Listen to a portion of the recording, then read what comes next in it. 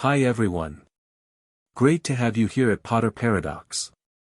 Get comfortable because today we're presenting What If Harry Fell Through the Veil at age 7 and was trained by every dead witch and wizard in history. Before we start, a gentle reminder, if you love stories like this, please like and subscribe. It helps the algorithm show our videos to more people. And now, the moment you've been waiting for. Chapter 1, The Boy Who Fell. 7-year-old Harry Potter pressed himself against the wall of his cupboard, trying to make himself as small as possible. Uncle Vernon was on a rampage again. Something at work had gone wrong, a contract lost, a deal fallen through. Harry wasn't sure what exactly, but he knew who would be blamed. Boy! The thunderous voice rattled the stairs above, sending dust sprinkling down onto Harry's head. Get out here now. Harry's heart hammered against his ribs. He didn't move. I know you did something. Vernon bellowed. Heavy footsteps approached the cupboard. All these strange things happening, it's your fault. The cupboard door flew open. Vernon's face loomed in the doorway, purple with rage, his mustache quivering. I didn't do anything, Harry whispered, pressing back against the wall. I swear. Vernon grabbed Harry's arm, yanking him out so hard that pain shot through his shoulder. Lies. Always lies with you. Just like your worthless parents. Something snapped inside Harry at those words. A strange buzzing filled his ears as Vernon dragged him toward the kitchen. My parents weren't worthless, Harry said quietly. Vernon stopped, his grip tightening painfully. What did you say, boy? I said, Harry's voice grew stronger, my parents weren't worthless. The slap came fast, sending Harry sprawling to the floor. His glasses clattered across the hardwood. How dare you talk back to me? Vernon roared. After everything we've done for you. Taken you in, fed you, clothed you, you've done nothing but hate me, Harry said, surprising himself with his own defiance. He felt something building inside him, a pressure behind his eyes, a tingling in his fingertips. Vernon stepped toward him, belt already coming off. I'll teach you respect, boy, no. Harry screamed, throwing his hands up. The pressure inside him exploded outward. The lights in the house flickered wildly. The windows rattled in their frames. A wave of invisible force knocked Vernon backward into the wall. Harry stared in horror at his uncle slumped against the baseboard, dazed but starting to recover. You freak. Vernon struggled to his feet, face now an alarming shade of purple. I'll kill you. Panic seized Harry. He scrambled backward, desperately wishing to be anywhere but here. The pressure inside him surged again, stronger this time, wilder, uncontrollable. The world around Harry twisted. Colors blurred together. The floor seemed to drop away beneath him. Vernon's enraged face stretched and distorted like a reflection in funhouse mirror. Harry felt like he was being squeezed through a too small tube, compressed until he couldn't breathe, then suddenly, he was elsewhere. Harry landed hard on cold stone, gasping for breath. His glasses were still back at Privet Drive, making the world around him a blur of shadows and dim lights. The air felt different here, cooler, heavier somehow. The silence was absolute after Vernon's screaming. Hello? Harry called out, his voice echoing strangely. Is anyone there? No answer came. Squinting, Harry could make out that he was in some kind of circular room with multiple identical doors around the perimeter. The walls seemed to be moving, rotating slowly. Where am I? He whispered to himself. Carefully, Harry got to his feet. His knees trembled, partly from fear and partly from whatever strange magic had brought him here. He'd done accidental magic before, turning his teacher's wig blue, growing his hair back overnight, ending up on the school roof, but nothing like this. The room stopped spinning. One door directly ahead of him swung open on its own. Harry hesitated. Going through strange doors in strange places was probably not smart, but going back to Uncle Vernon wasn't an option. And something about the open door pulled at him, like a whisper just below the range of hearing. Taking a deep breath, Harry stepped forward through the doorway. The new room was larger, dimly lit with rows of shelves stretching into darkness. Each shelf held countless small glass orbs that glowed with a faint bluish light. Without his glasses, they looked like stars suspended in the gloom. "Hello?" Harry called again, his voice sounding small among the towering shelves. "Can anyone help me?" Something moved in the shadows ahead. Harry froze, his heart racing. "Is someone there?" he asked, squinting to see better. A figure emerged from between the shelves. Harry couldn't make out details, but it appeared to be a man in some kind of uniform. "Hey! You! How did you get in here?" The man's voice was sharp with surprise. "This is a restricted area." Harry backed away. "I'm sorry, I don't know how I got here. I just want to go home." Though that wasn't entirely true, he definitely didn't want to go back to the Dursleys. "Don't move." The man pulled something from his robes, a wand, Harry realized. "How did you breach the Ministry's security? Who sent you?" "Nobody sent me. I don't even know where I am." Harry turned and ran, blind panic taking over. "Stop! Security breach in the Hall of Prophecy," the man shouted behind him. Harry ran blindly through the rows of shelves, nearly crashing into several of them. He heard more voices now, shouts coming from different directions. His heart hammered in his chest as he zigzagged through the room, desperately looking for an exit. A door appeared ahead of him. Without hesitation, Harry flung himself through it and slammed it shut behind him. This room was different, darker, colder. As Harry's eyes adjusted, he could make out a large stone dais in the center of the room. On the dais stood an archway, ancient and crumbling, with what looked like a tattered black curtain hanging from it. The curtain swayed slightly, though there was no breeze that Harry could feel. Harry approached it cautiously. The whispering he'd sensed earlier was stronger here, coming from the archway itself. It wasn't one voice but many, overlapping in a hushed chorus just below the threshold of understanding. "Hello?" Harry whispered, stepping onto the dais. "Who's there?"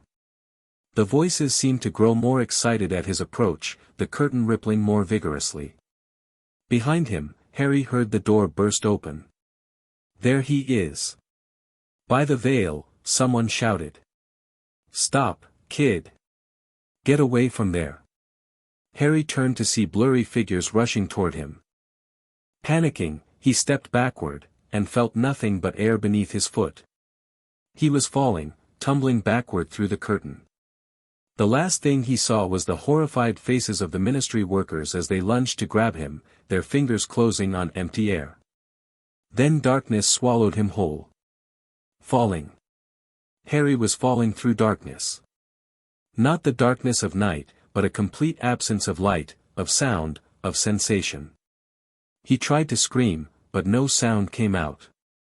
He tried to flail his arms, but couldn't tell if his body was even moving. Time lost meaning. Had he been falling for seconds? Minutes? Hours? Harry couldn't tell. Then, gradually, there was light. Not above or below, but all around him, as if the darkness itself was dissolving. The light grew stronger, taking on colors, blues, purples, silvers, and golds swirling together like oil on water. Harry felt himself slowing, the sensation of falling giving way to a gentle floating. He could move again, though his body felt oddly light, almost insubstantial. The swirling colors parted like curtains, revealing a landscape unlike anything Harry had ever seen. He was floating above what looked like an endless city, stretching to horizons that seemed too distant to be real. The architecture was impossible, towers that twisted into spirals defying gravity, bridges that arced across vast distances without support, buildings that seemed to be made of light itself rather than solid matter. The entire city glowed with soft, diffused light that seemed to come from everywhere and nowhere. Harry drifted downward, the city rising to meet him. As he descended, he began to see figures moving through the streets and buildings, people, or what appeared to be people, though they had a translucent, shimmering quality to them. He landed, or rather, his descent simply stopped, in what appeared to be a large circular plaza. The ground beneath his feet felt solid enough, though it had a slight give to it, like walking on moss. "Hello," Harry called out. His voice sounded different here, clearer, more resonant. "Where am I?" The shimmering figures nearby turned toward him. They looked human, but their edges were blurred, their features indistinct except when Harry focused directly on them. They wore robes of various styles and colors, some ancient-looking, others more modern. One of the figures approached him. As it drew closer, Harry saw it was an elderly man with a long silver beard and kind eyes that crinkled at the corners. "Well," the man said, his voice carrying a gentle Irish lilt, "this is unexpected. A living visitor, and such a young one at that." Harry swallowed hard. "Am I dead?"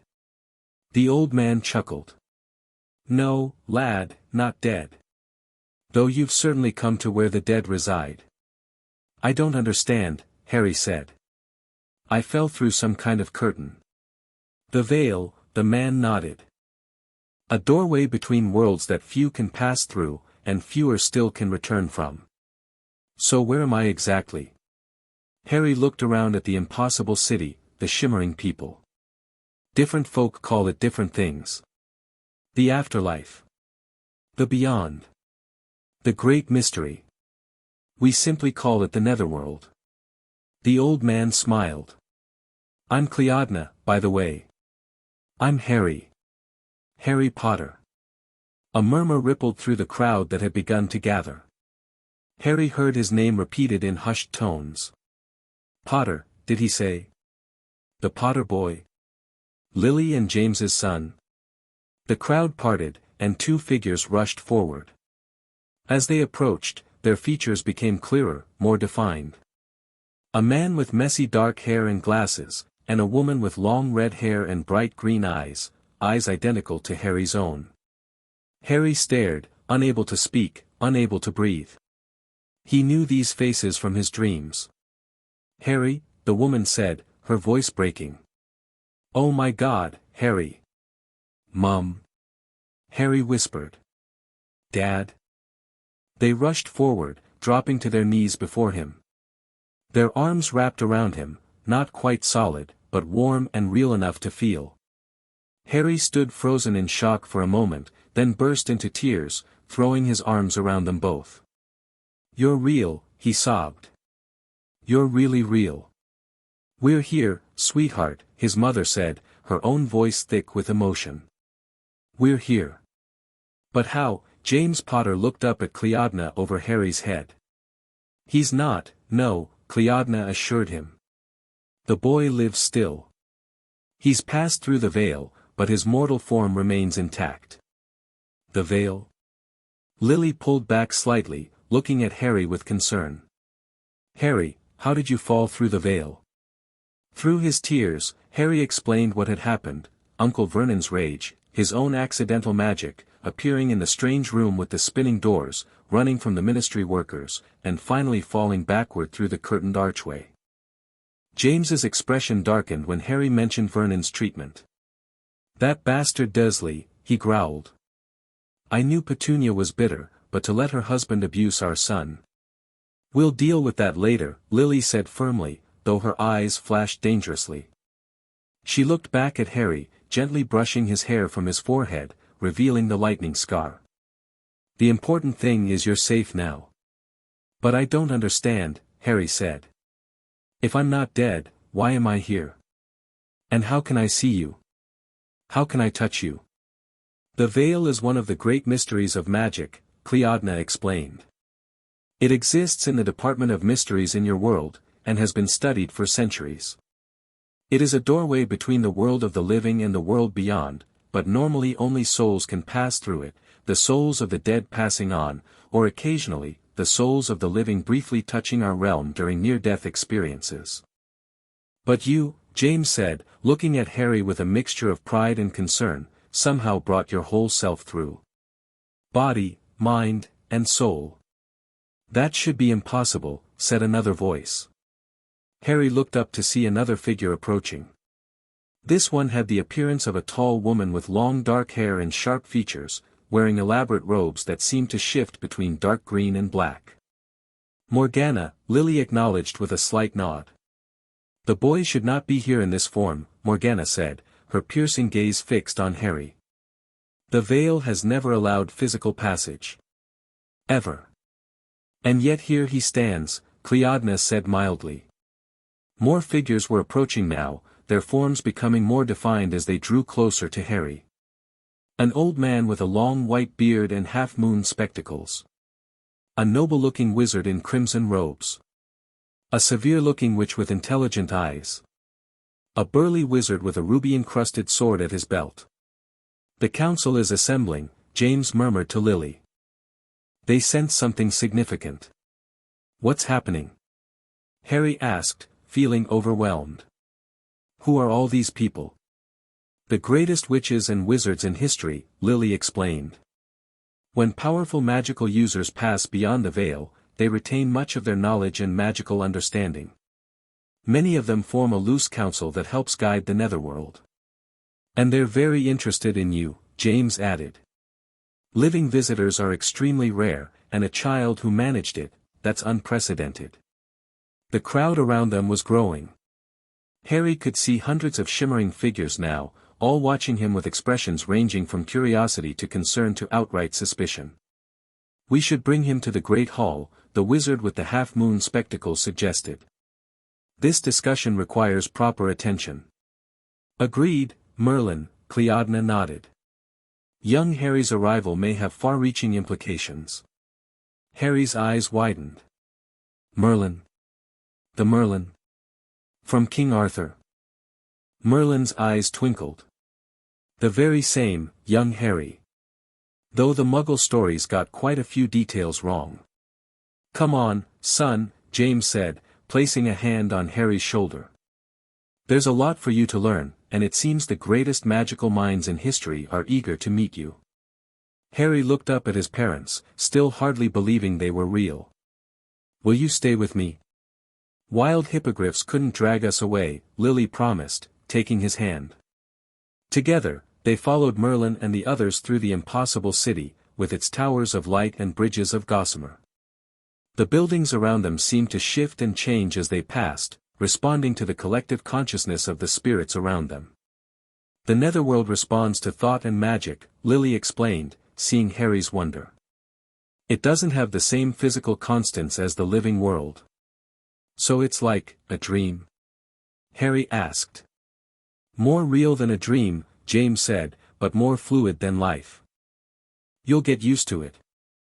They arrived at what must be the Great Hall, a vast domed building that seemed to be made of living crystal, pulsing with soft blue light. Inside, the space was even larger than it appeared from the outside, with tiered seating surrounding a central dais.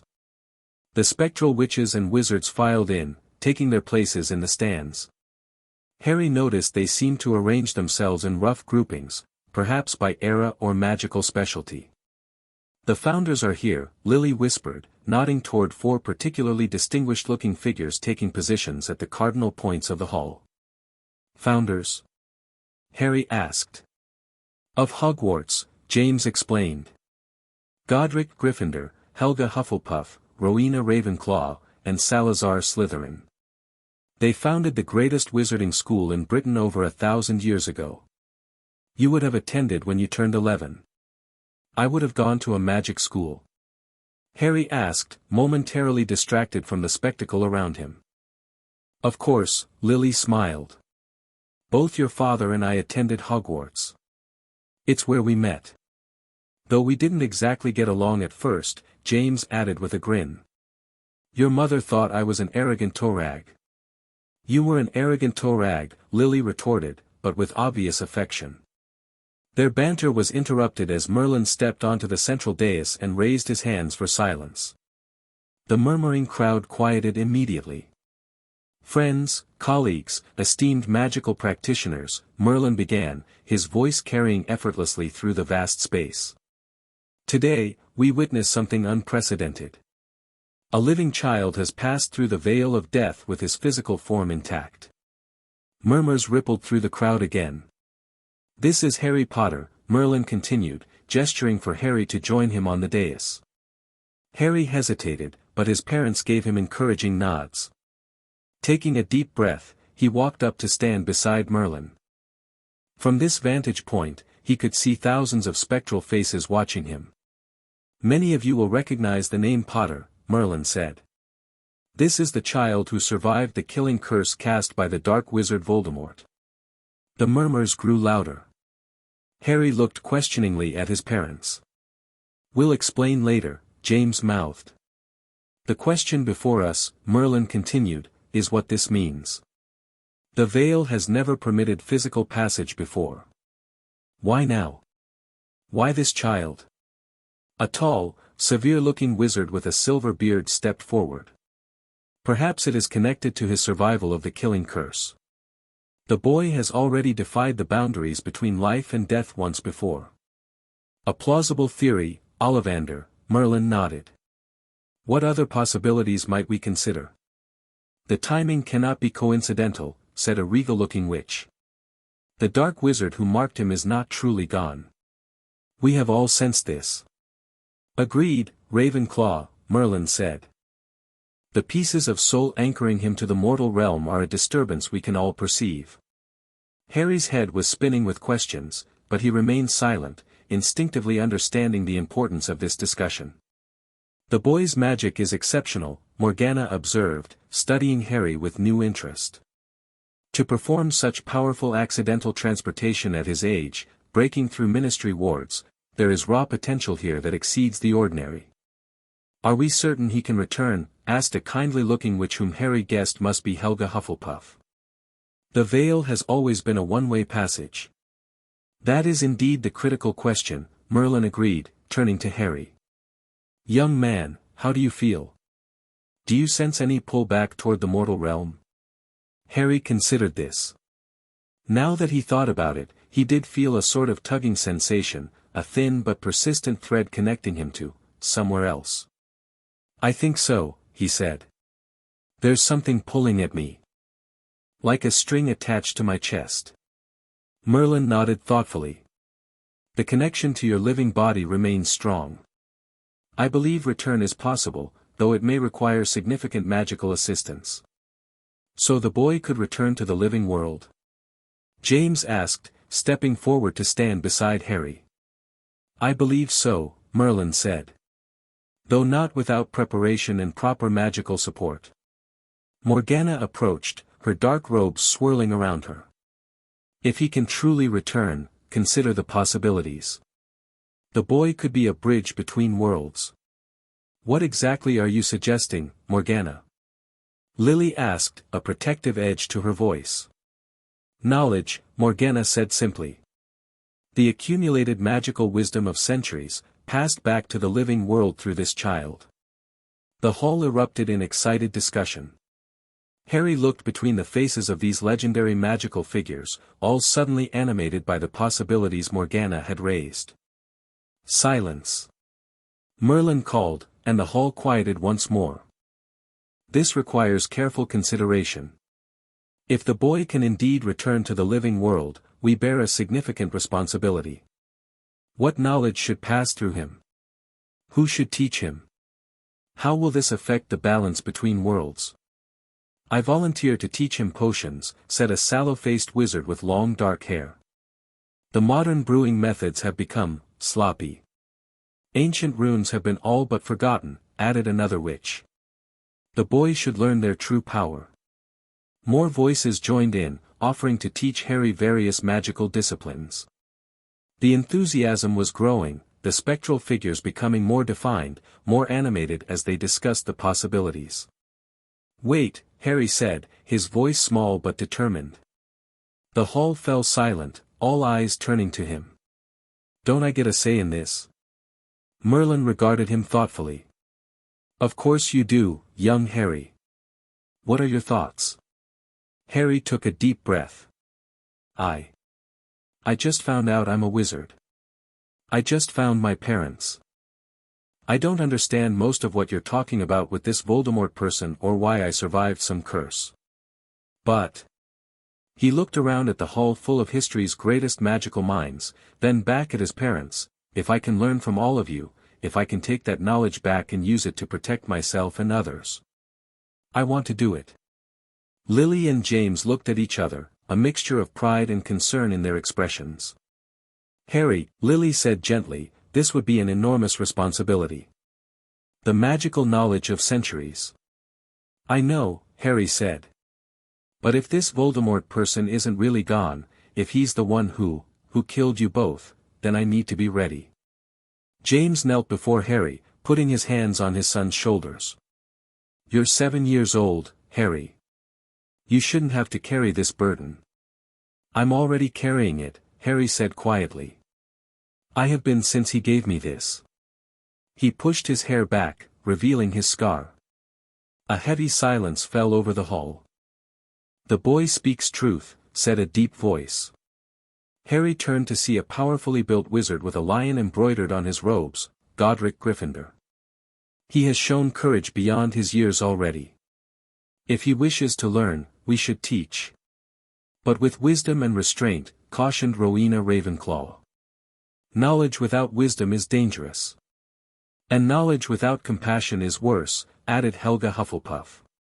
The boy needs to understand power in all its forms, Salazar Slytherin said, his calculating gaze fixed on Harry. Including those some might consider controversial.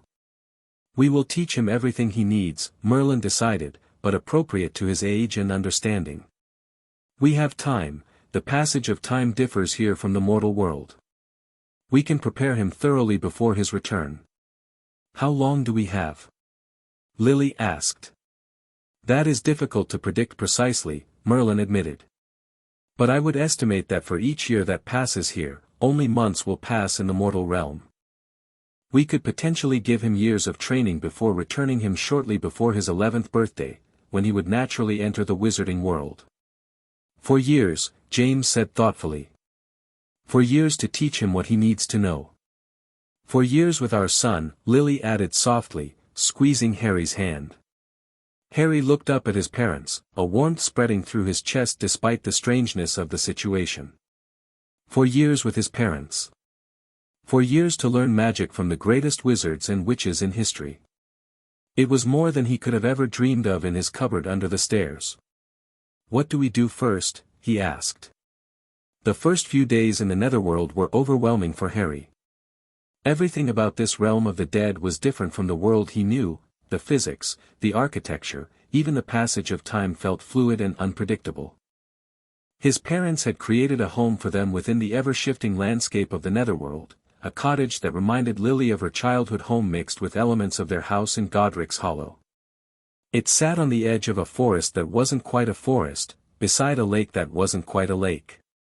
The water sparkled with inner light, and the trees whispered secrets in forgotten languages. How does it all work? Harry asked, watching the sunlight that wasn't quite sunlight filter through windows that weren't quite glass. Intention and memory, Lily explained, preparing a breakfast that wasn't quite food but satisfied something like hunger. The Netherworld forms itself from our collective consciousness. Our memories, our knowledge, our magic, it all shapes the reality around us. So it's not real? Harry asked, troubled. It's as real as your thoughts, James said, ruffling Harry's hair. And thoughts have power, especially for wizards. Harry was still getting used to his parents. They were exactly how he'd always imagined they might be, and yet completely different too. His mother was brilliant and kind, but with an unexpected fierce streak and a quick temper. His father was confident and funny, but more thoughtful than his outward demeanor suggested. And they loved him. That was the most incredible thing of all. Every look, every word, every gesture conveyed a love so deep it made Harry's chest ache.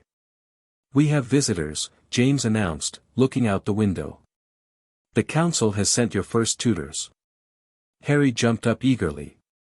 After the meeting in the Great Hall, it had been decided that Harry would have a structured education, with different magical experts teaching him various disciplines. Today would be his first proper lessons. Outside, 3 figures approached the cottage. Harry recognized Merlin, his long white beard and half-moon spectacles now a familiar sight. With him were 2 others, a regal-looking witch in blue robes, and a cheerful, round-faced witch in yellow. Ravenclaw and Hufflepuff, James told Harry. 2 of the Hogwarts founders. Rowena Ravenclaw was the most brilliant witch of her age, perhaps any age. Helga Hufflepuff was renowned for her magical innovations in healing and food-based magic. Legends in our world, Lily added. And now your teachers. Harry straightened his clothes nervously. What will they teach me first? Magic starts with understanding, Lily said. Before spells, before wands, you need to understand what magic is and how it works. The door opened. Doors didn't need knocking in the Netherworld, as privacy was more about intention than physical barriers. Good morning, young Potter, Merlin said cheerfully. Ready to begin your education? Harry nodded eagerly. Excellent. We thought we'd start with the fundamentals, what magic is, how it manifests, how witches and wizards channel it.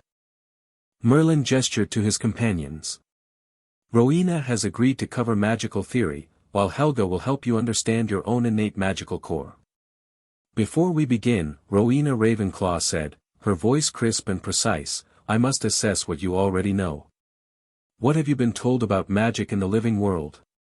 Nothing, Harry admitted. My aunt and uncle hate magic.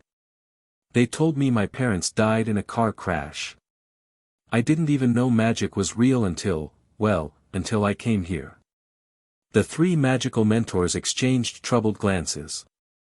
You were kept ignorant of your heritage?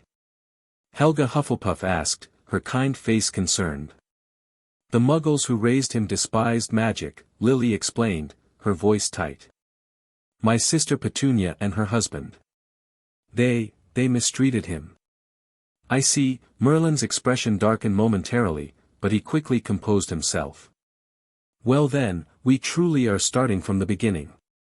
That has its advantages, no misconceptions to unlearn. They moved outside, to a circular area near the lake that seemed designed for instruction. 5 comfortable chairs formed a small circle. Magic, Merlin began once they were seated, is the manipulation of energy through will and intention. It exists in all things, but magical beings, witches and wizards among them, have the ability to sense and direct this energy. Is that why strange things happened when I was upset or scared? Harry asked. I made glass disappear once. And I ended up on a school roof another time. Precisely, Rowena nodded approvingly. Accidental magic is the uncontrolled expression of your magical core responding to strong emotions. What you did to come here, operating through powerful ministry wards, was extraordinarily powerful accidental magic. In the wizarding world, Helga added, children are taught to control their magic using wands, which help focus and direct magical intention. But wands are tools, not the source of magic. The source is within you. Can you feel it? Merlin asked. Close your eyes, Harry. Look inward. There is a warmth at your center, a reservoir of energy that is uniquely yours. Harry closed his eyes, trying to follow Merlin's instructions. At first, he felt nothing but the bizarre sensation of having a body that wasn't quite a body in this realm. But as he concentrated, focusing inward, he began to sense something, a warm, pulsing energy in his chest, like a second heartbeat. I feel it, he whispered, eyes still closed. Good, Merlin said softly. That is your magical core. In this realm, you can perceive it more directly than in the living world, where physical sensation often obscures magical awareness. Now, Rowena instructed, try to direct that energy. Not outward yet, that comes later, but simply move it within yourself. From your chest to your fingertips, for instance. Harry concentrated, imagining the warm energy flowing down his arms to his hands. To his amazement, he felt it respond, a tingling sensation spreading through his fingers. It worked, he gasped, opening his eyes to see his fingertips glowing with a soft golden light. Well done. Helga clapped her hands together delightedly. Such control already. Most children take months to achieve that level of magical direction. The boy has natural talent, Rowena observed, looking pleased despite her reserved demeanor. And the Netherworld makes magical sensing easier. For the rest of the morning, they practiced similar exercises, feeling the magical core, directing it through different parts of the body, sensing the difference between pushing and pulling magical energy. This is the foundation of all spellcasting, Merlin explained. Wands and incantations help direct and shape the energy, but the power comes from within. After a break for lunch, which in the Netherworld was more about the enjoyment of flavors and the social ritual than actual sustenance, they moved on to magical history. To understand magic fully, you must understand its development, Rowena said, conjuring what appeared to be a three-dimensional timeline in the air before them. Magic has been practiced in various forms for as long as humans have existed, but organized magical education is much more recent. The timeline showed images of ancient magical practitioners, tribal shamans, Egyptian priest mages, Greek oracles, Chinese alchemists. Different cultures developed different approaches to magic, Helga explained. Some focused on potions and herbal magic, others on divination or transfiguration.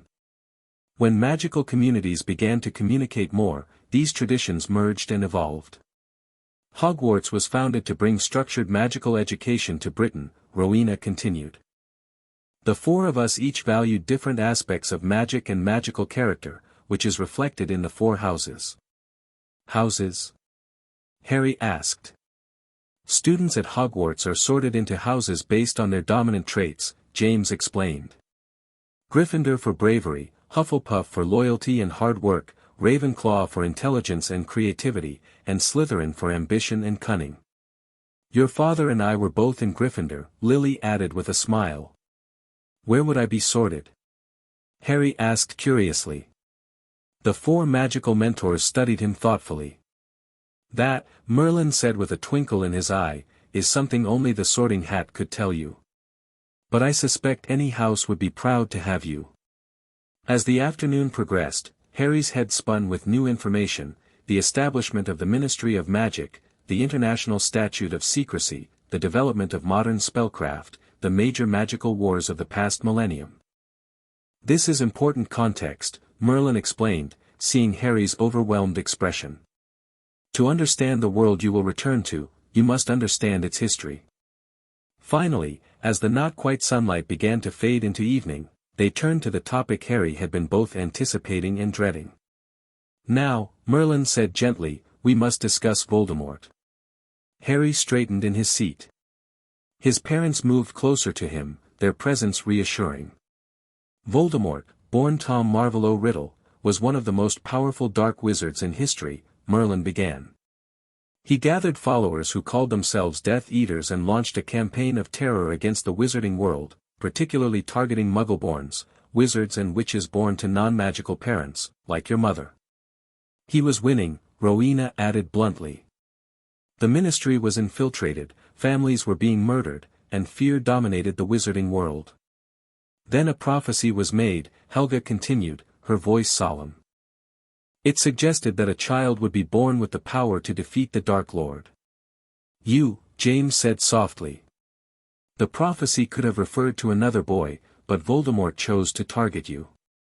He came to our house in Godric's Hollow on Halloween night, Lily said, her voice steady despite the pain in her eyes.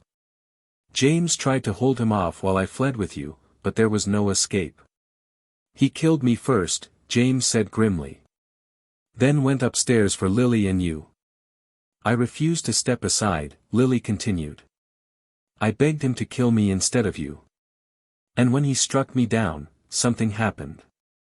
Your mother's sacrifice created a powerful protective magic, Merlin explained. Love, especially a mother's willing sacrifice for her child, is among the most potent magical forces. When Voldemort tried to kill you, the killing curse rebounded upon him instead. You defeated the most dangerous dark wizard in generations, Rowena said, as a mere infant. That scar on your forehead is where the curse struck you before rebounding. Harry touched his lightning scar, seeing it with new understanding. So he's dead then? This Voldemort? The magical mentors exchanged glances.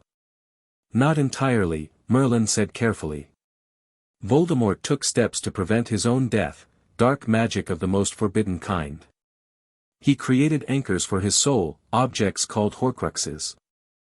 As long as they exist, he cannot truly die. So he's still out there? Harry asked, his stomach clenching with fear. In a weakened state, Merlin nodded. A shadow of himself, but trying to return to power. And he will never stop hunting you, Harry. You are the one who defeated him, and the one the prophecy named as his potential destroyer. Harry sat in silence, processing this terrible knowledge. The weight of it seemed enormous for his 7-year-old shoulders. That's why you need to learn, Lily said gently. Not just magic, but strategy, history, different magical disciplines. So when you return and eventually face him again, you'll be prepared. We're going to make sure you have every advantage, James added fiercely. Every piece of knowledge, every skill that might help. And you won't be alone, Helga assured him. You'll have allies in the living world. Plus, Rowena added with a rare smile, we believe you may be able to maintain some connection to us even after you return. The fact that you came through the veil physically suggests a unique affinity with the boundary between worlds. We will begin testing that theory as your training progresses, Merlin said. For now, I believe that's enough for one day. You've taken in a great deal of information. Indeed, Harry felt mentally exhausted, his mind overflowing with new knowledge. Yet beneath the exhaustion was a spark of determination. For the first time in his life, he understood who he was, where he came from, and what he might need to become. When do we start learning actual spells? He asked.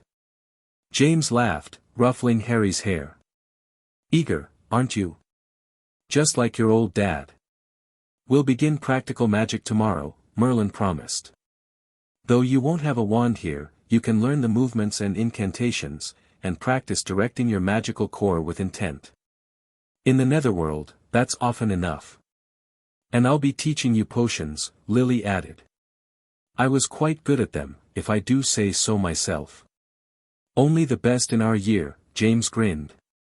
As their visitors departed, promising to return the next day with more teachers, Harry sat between his parents on the porch of their cottage, watching the strange stars of the Netherworld appear overhead. Are you okay, Harry? Lily asked softly. It's a lot to take in. I'm okay, Harry said, and was surprised to find it was true. Despite the overwhelming revelations, despite learning of the darkness waiting for him back in the living world, he felt right. I'm with you both. I'm learning magic. And for the first time, I understand why I always felt different. You are different, James said, putting an arm around Harry's shoulders. But not in the way those awful Dursleys made you feel. You're special, Harry. Not just because of that scar or that prophecy, but because of who you are. We've watched you, you know, Lily said. From here. We couldn't interact, but we could see glimpses. You've been so brave, so strong, even when things were at their worst. Really? Harry asked, amazed. You could see me. Not all the time, James admitted. The connection between worlds isn't that strong or consistent. But enough to know you have a good heart, Harry. Just like your mother. And your father's courage, Lily added. Though hopefully not his penchant for trouble. Hey! James protested with a laugh. Harry leaned into their embrace, feeling truly safe and loved for the first time he could remember. Tomorrow would bring more lessons, more challenges, more preparation for the destiny that awaited him. But tonight, he was simply a boy who had found his parents, discovered his heritage, and taken his first steps into a larger world of magic and possibility. The weeks that followed established a rhythm to Harry's education in the Netherworld. Each day brought new teachers, new disciplines, new wonders to explore. The greatest magical minds in history took turns instructing him, each bringing their unique perspective and expertise. Mornings typically began with magical theory and core exercises, guided by either Merlin or one of the Hogwarts founders. Harry learned to feel the flow of magic within himself and in the world around him, to direct it with increasing precision, and to understand the principles that govern different types of spells. Magic follows patterns, Rowena Ravenclaw explained during one morning session. Understanding these patterns allows you to innovate rather than simply memorize. They sat by the lake, which today was reflecting impossible constellations despite the daylight sky above. Rowena had conjured magical diagrams that hung in the air between them, showing the theoretical underpinnings of transfiguration. So changing an object's form is about visualizing the transformation pattern? Harry asked, studying the complex geometric shapes in the diagram. Precisely, Rowena nodded approvingly. A needle to a matchstick is a simple linear transformation. But turning a desk into a pig requires understanding three-dimensional form shifting with biological complexity. Harry concentrated, focusing on a small pebble he'd placed on the ground. Following Rowena's instructions, he visualized the pattern of transformation, feeling his magical core responding, directing energy through his fingertips. The pebble shuddered, then smoothly morphed into a tiny silver thimble. Excellent! Rowena clapped her hands together, her usually reserved demeanor breaking into a genuine smile. Most children your age couldn't perform wandless transfiguration so cleanly, even in the Netherworld. Harry beamed at the praise. Could I do this when I go back? Without a wand, I mean. Wandless magic is significantly more difficult in the physical realm, Rowena admitted. But understanding the theory as deeply as you do now will make wand magic much more intuitive. And with practice, yes, I believe you could eventually perform some wandless magic even after your return. Afternoons were often dedicated to more specific magical disciplines. Potions with his mother, who proved to be a patient and thorough teacher. Charms with tiny Professor Flitwick, who had passed through the veil a century ago but retained all his enthusiasm and expertise. Magical herbology with Helga Hufflepuff, who showed Harry how plants could be used for everything from healing to protection to offensive magic. Plants have their own kind of magic, Helga explained as they tended a garden of spectral herbs behind the cottage. They draw energy from the earth itself. Learning to work with that energy rather than against it is the secret to successful herbology. Harry carefully pruned a shimmering silver plant that Helga had called Moonleaf. And this one helps with healing potions? Indeed, Helga nodded. Particularly those dealing with curse damage. The living world equivalent is quite rare now, but knowing how to identify and cultivate it could be valuable knowledge to bring back. Other days brought more unusual teachers and subjects. Ancient Egyptian magic from a stern witch named Nefertari, who taught Harry hieroglyphs that could be used to create ward structures. Battle magic from Godric Gryffindor, who emphasized movement and strategy over raw power. Even Salazar Slytherin taught Harry occasionally, focusing on the subtle arts of magical detection and concealment. A true wizard knows when not to be seen, Slytherin told him during one such lesson. They stood in a misty grove where shadows seemed to move with purpose. Power need not always be displayed to be effective. Is this dark magic? Harry asked hesitantly, watching as Slytherin demonstrated a spell that caused light to bend around an object, rendering it nearly invisible. Slytherin's expression grew thoughtful. Magic itself is neither dark nor light, young Potter. Intent matters more than incantation. This spell could hide a wounded friend from enemies or conceal an assassin. The magic is the same, the purpose differs. Salazar, James interrupted, who always observed when Slytherin taught Harry, he's a bit young for moral relativism, don't you think? Slytherin shrugged elegantly. The boy will face a Dark Lord who has no such philosophical constraints. Better he understands the full spectrum of magic than faces it unprepared. These philosophical differences among his teachers were common, Harry discovered. The magical community in the Netherworld, like that in the living world, had its divisions and disagreements. But here, with centuries of perspective, even those who had been bitter rivals in life could acknowledge each other's expertise. Dumbledore and I were enemies in life, explained a blonde wizard named Grindelwald during a rare lesson on magical politics. Now, after decades beyond the veil, we can discuss our differences with some detachment. Death provides perspective, if nothing else. Not all of Harry's education was strictly magical. Literacy, mathematics, history, languages, the basics of a well-rounded education were provided by various teachers. His mother often handled these subjects, drawing on her Muggle background to ensure Harry wouldn't be disadvantaged in non-magical knowledge. The wizarding world often neglects these fundamentals, Lily explained as they worked through arithmetic problems. They assume magic can substitute for basic knowledge. But understanding numbers helps with everything from potion proportions to spell timing. Throughout it all, Harry's connection to his parents deepened. These weren't just lessons, they were making up for 7 lost years. James taught Harry to fly on spectral broomsticks that responded to magical intention rather than physical controls. Lily showed him family magic, spells and techniques passed down through the Evans line, some predating her knowledge of the wizarding world. My grandmother could do this, Lily demonstrated, creating a tiny light that danced across her fingertips. She didn't know she was a witch, the magical gene had skipped a few generations, but she called it her fairy light. I realized later it was wandless magic. So I have magic from both sides of my family? Harry asked, attempting to replicate the dancing light. Yes, though the Potter line has been magical for centuries, James explained. Your mother's magic likely came from a squib ancestor, a non-magical person born to magical parents, who married into the Muggle world. Magic sometimes re-emerges generations later.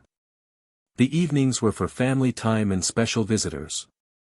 Sometimes these were friends of his parents who had also passed beyond the veil, particularly a man named Flemmont Potter, Harry's grandfather, who delighted in getting to know his grandson at last. Other times they were historical figures who simply wanted to meet the boy who had physically crossed the boundary between worlds. Fascinating, said Nicholas Flamel, studying Harry with keen interest during one such visit. The alchemical implications alone, the physical body traversing the spiritual boundary. I wonder if the Philosopher's Stone could replicate such an effect. Now, Nicholas, his wife Perenelle chided gently, the boy is not a research subject. Of course, Nicholas agreed hurriedly. But perhaps when he's older, we might discuss some experiments. Beyond formal lessons and family time, Harry explored the Netherworld itself. Unlike the physical realm, this place responded to thought and emotion. Locations shifted based on collective expectation and need. Great libraries could be accessed by those seeking knowledge. Battle arenas manifested for those wishing to practice combat magic. Peaceful gardens appeared for those needing contemplation. The Netherworld reflects what we bring to it, Merlin explained during one exploratory walk. Those who are scholars in life often create great repositories of knowledge here. Those who are warriors manifest training grounds. The realm shapes itself to our magical nature. Is that why my parents could make our cottage? Harry asked. Because they were thinking about home? Precisely, Merlin nodded. And your presence, your unique status as physically present yet still connected to the living world, has created new possibilities within the Netherworld. Have you noticed the increased stability of certain locations since your arrival? Harry hadn't, but he soon began to see what Merlin meant. Areas he frequented became more solid, more consistently present. The cottage, the training grounds, the lake, they gained a permanence that other areas lacked. You anchor the physical properties of the realm, Ravenclaw theorized during a discussion among his teachers. Your body remembers what physical reality should be, and the Netherworld responds accordingly. Could that help me maintain a connection when I return? Harry asked. The question of whether he could keep in touch with his parents and mentors after returning to the living world was constantly on his mind. That's our working theory, Merlin nodded. The more familiar you become with moving your consciousness between your physical form and the more ethereal state needed to perceive the Netherworld, the more likely you'll be able to maintain that connection after your return. They began specific exercises to develop this ability, meditation techniques that allowed Harry to partially separate his consciousness from his physical form, creating a state similar to what living wizards might experience during certain types of magical trance. Focus on the thread, Merlin instructed during one such session. The connection that still ties you to the living world. Feel it, but don't follow it yet. Simply understand its nature. Harry sat cross-legged by the lake, eyes closed, sensing the golden thread that extended from his chest into what seemed like infinite distance. It pulsed with his heartbeat, a constant reminder that he wasn't truly dead, merely visiting the realm of the dead. "I can see it," Harry murmured. "It's getting stronger." "Good," Merlin said. "Now, try to create a second thread, a connection to this realm that will remain when you follow the first thread back." This was harder. Harry concentrated, visualizing a silver thread extending from his mind, connecting to the Netherworld, anchoring to his parents, to Merlin, to the knowledge he'd gained here. "I'm trying," he said, frustration evident in his voice. "But it keeps fading." "Don't force it," Lily advised, sitting beside him. "Intent matters more than effort in this kind of magic." Harry took a deep breath, relaxing his concentration. Instead of trying to create the connection through sheer will, he focused on what it would mean, being able to still speak with his parents, to ask his mentors questions, to maintain the family he'd found here even after returning to the living world. A warm sensation spread through him, and when he looked with his mind's eye, a shimmering silver thread had formed alongside the golden one. "There," he said softly. "I can feel it now." When he opened his physical eyes, he saw his teachers exchanging significant looks. "What is it?" he asked. "The connection is stronger than we anticipated," Merlin said. "You may be able to do more than simply communicate across the boundary, Harry. You might be able to draw on knowledge directly, perhaps even channel certain types of magic." "Is that normal?" Harry asked. "Nothing about your situation is normal," James said with a hint of pride. "You're the boy who lived, who then became the boy who fell through the veil and lived to tell about it. We're in uncharted magical territory here." The implications of this discovery accelerated certain aspects of Harry's training. If he could potentially channel knowledge and magic across the boundary between worlds, he needed to understand how to do so safely and effectively. "The risk," Ravenclaw cautioned, "is that drawing too much from the Netherworld could weaken your connection to your physical form. Balance will be essential."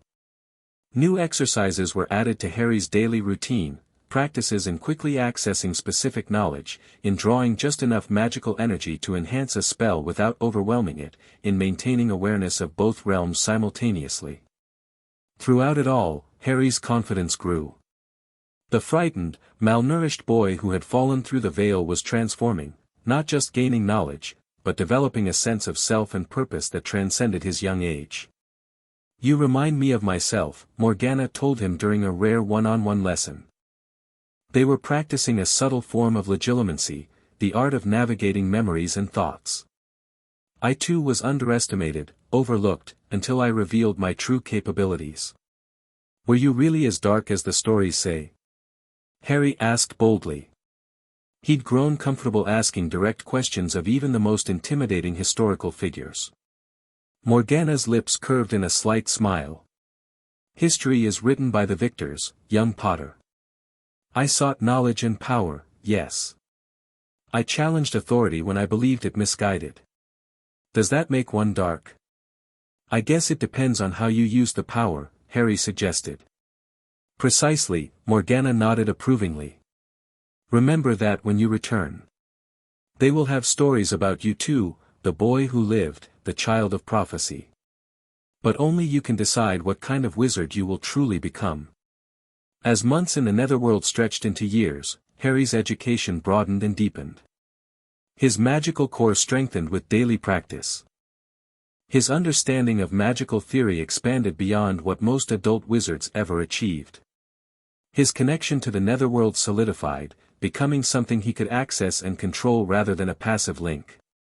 And always, there was the knowledge of what awaited him upon his return, a world where Voldemort's shadow lingered, where Harry's survival had made him famous, where expectations and dangers would surround him from the moment he stepped back through the veil. "Are you afraid?" Lily asked him one evening, nearly 3 Netherworld years after his arrival. They sat on the porch of their cottage, watching spectral fireflies dance over the lake.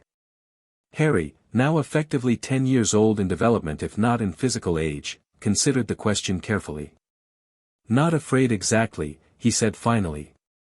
"Concerned, maybe. There's so much I don't know about what's happened since I left.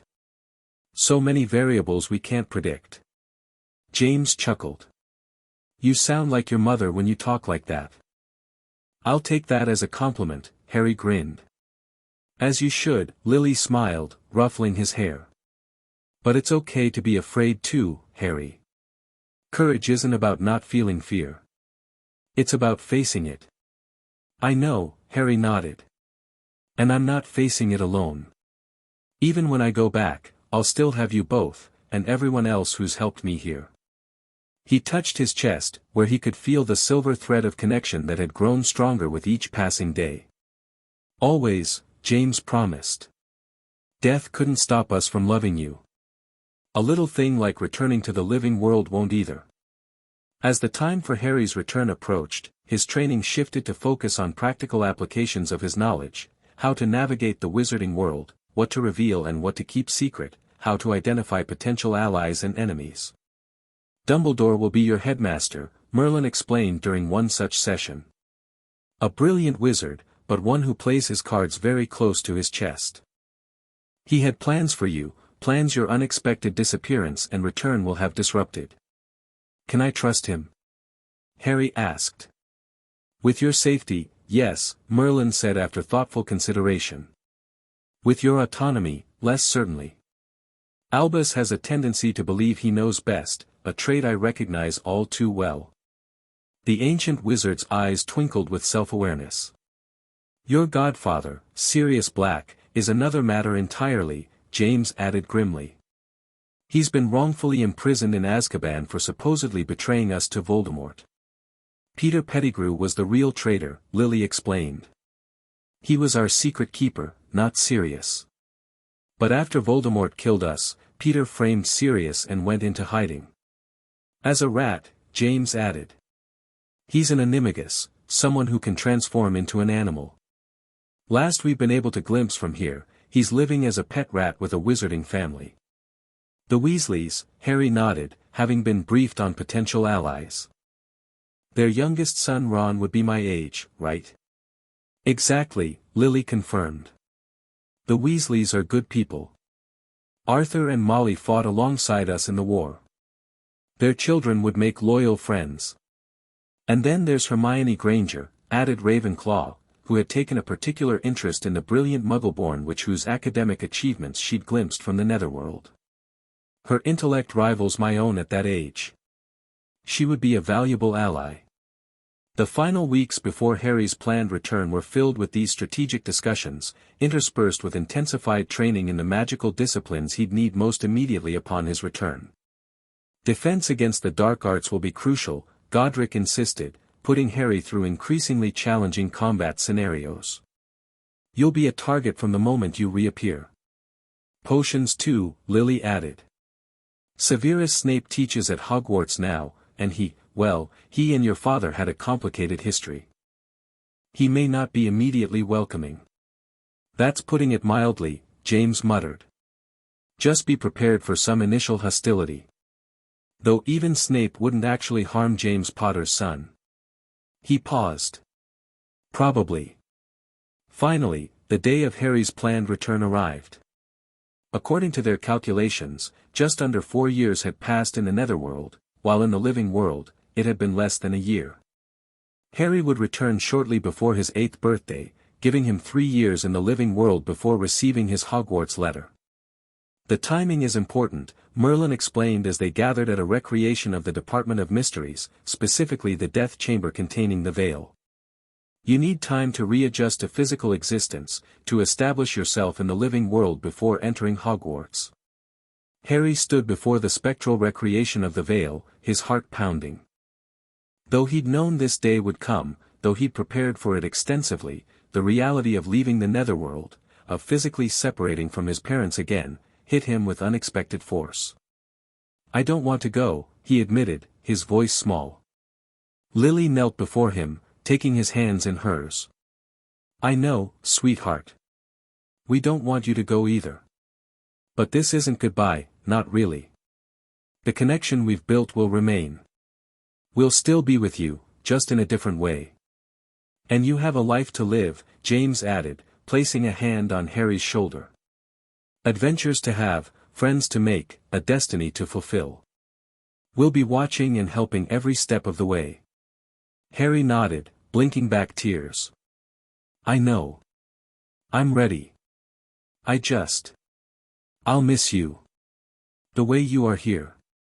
"We'll miss you too," Lily said, her own eyes shining with tears. "But we're so proud of you, Harry. So proud of who you've become and who you'll grow to be." The gathered council of magical mentors had formed a circle around the recreated veil. Each had contributed to Harry's education in different ways, and each now offered a final word of advice or encouragement. "Remember, knowledge is your greatest weapon," Rowena Ravenclaw told him. "Use it wisely. True strength comes from friendship and loyalty," Helga Hufflepuff added. "Never underestimate their power. Ambition without ethics is a path to ruin," Salazar Slytherin cautioned. "Let your goals be worthy of your abilities. Courage does not mean recklessness," Godric Gryffindor advised. "Know when to stand firm and when to seek another path."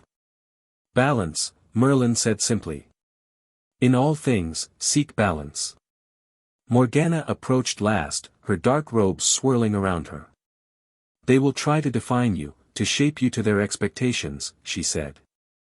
"Remember that your path is your own to determine." With these words of wisdom echoing in his mind, Harry embraced his parents one last time. They held him tightly, whispering their love, promising their continued presence in his life. "The ritual is ready," Merlin announced. "Harry, step onto the dais." Harry did as instructed, standing before the recreated veil. Unlike the real veil he'd fallen through years ago, this one glowed with arcane symbols that the council had spent weeks inscribing, a complex magical working design to reverse his original journey. "Focus on the golden thread," Merlin instructed. "The connection to your physical existence in the living world. Feel it, follow it, but maintain awareness of the silver thread as well. That balance will be crucial." Harry closed his eyes, concentrating on the golden thread that had always been there, pulling gently at his consciousness. It was stronger now, more insistent, as if responding to the ritual's power. "We begin," Merlin intoned. The council raised their hands, channeling spectral magic into the symbols around the veil. The air hummed with power.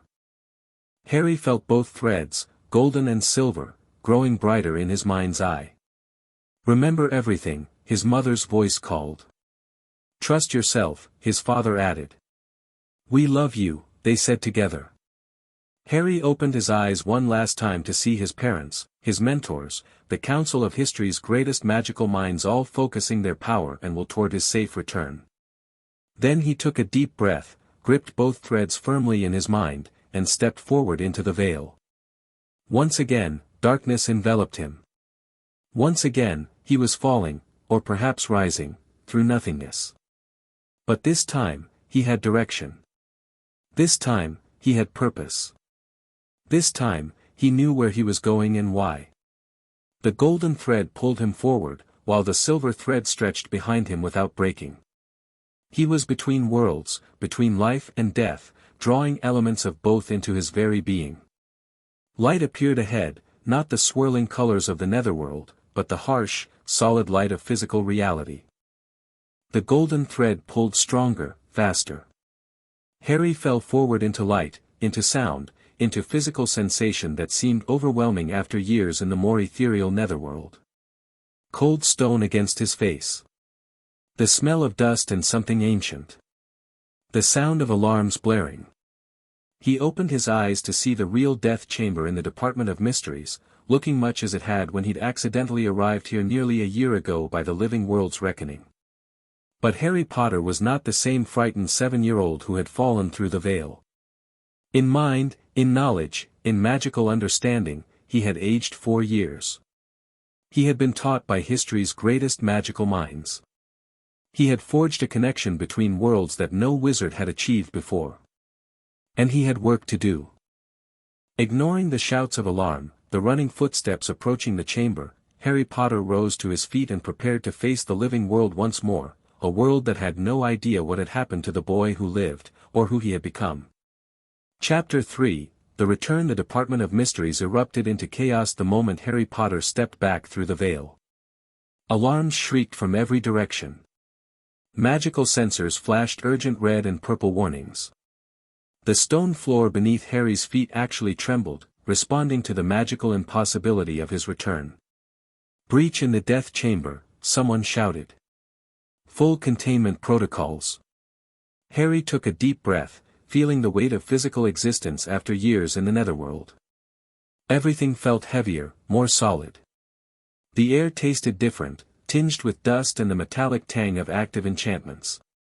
He heard running footsteps approaching from multiple directions. Quickly, he assessed his situation. The veil stood behind him, its tattered curtain swaying gently as though disturbed by his passage. Stone benches rose in tiers around the chamber. Multiple doors led out, all of them likely to admit ministry officials any second. Harry straightened up, adjusting the 2 large clothes he'd been wearing when he fell through the veil nearly a year ago. According to the plan, he needed to appear disoriented but not threatening. A confused 8-year-old boy, not a strategically trained wizard with knowledge from history's greatest magical minds. The first door burst open. 3 wizards rushed in, wands extended, wearing the distinctive robes of unspeakables, the Department of Mysteries researchers. Freeze, the lead wizard commanded, then faltered as he registered what he was seeing. What in Merlin's name? Harry blinked at them, deliberately projecting confusion. Hello. Can you help me? I don't know where I am. The unspeakables exchanged shocked glances. It's a child, one whispered. Impossible, another muttered. Nothing comes back through the veil. Nothing. The lead unspeakable lowered his wand slightly but maintained a cautious stance. Boy, what's your name? How did you get here? Harry Potter, he answered, watching their expressions shift from confusion to utter shock. I was at my aunt and uncle's house, and then I was here, and I fell through that curtain thing, and now I'm back and I don't know what's happening. The name Potter created exactly the reaction Harry had anticipated. The unspeakable's professional detachment crumbled instantly. Potter? Harry Potter? The boy who lived. But he disappeared months ago. The whole wizarding world's been searching, more doors opened. Additional ministry personnel flooded in, security wizards, more unspeakables, and finally, a stern-looking witch in official-looking robes. What is the meaning of this disturbance? She demanded, then stopped dead when she saw Harry. Is that Harry Potter, Madam Bones? The lead unspeakable confirmed. He just emerged from the veil. That's impossible, the witch, evidently Madam Bones, stated flatly. Apparently not. The unspeakable gestured at Harry, who was doing his best to look scared and confused, not entirely an act. The sensory overload of returning to physical reality was genuinely disorienting. Madam Bones approached cautiously, her wand not pointed at Harry but definitely ready. Mr. Potter? Can you tell us what happened to you? Harry allowed his legs to wobble slightly, as though about to collapse. 2 nearby wizards rushed forward to catch him, guiding him to sit on the lowest stone bench. I don't really understand, Harry said, his voice deliberately unsteady.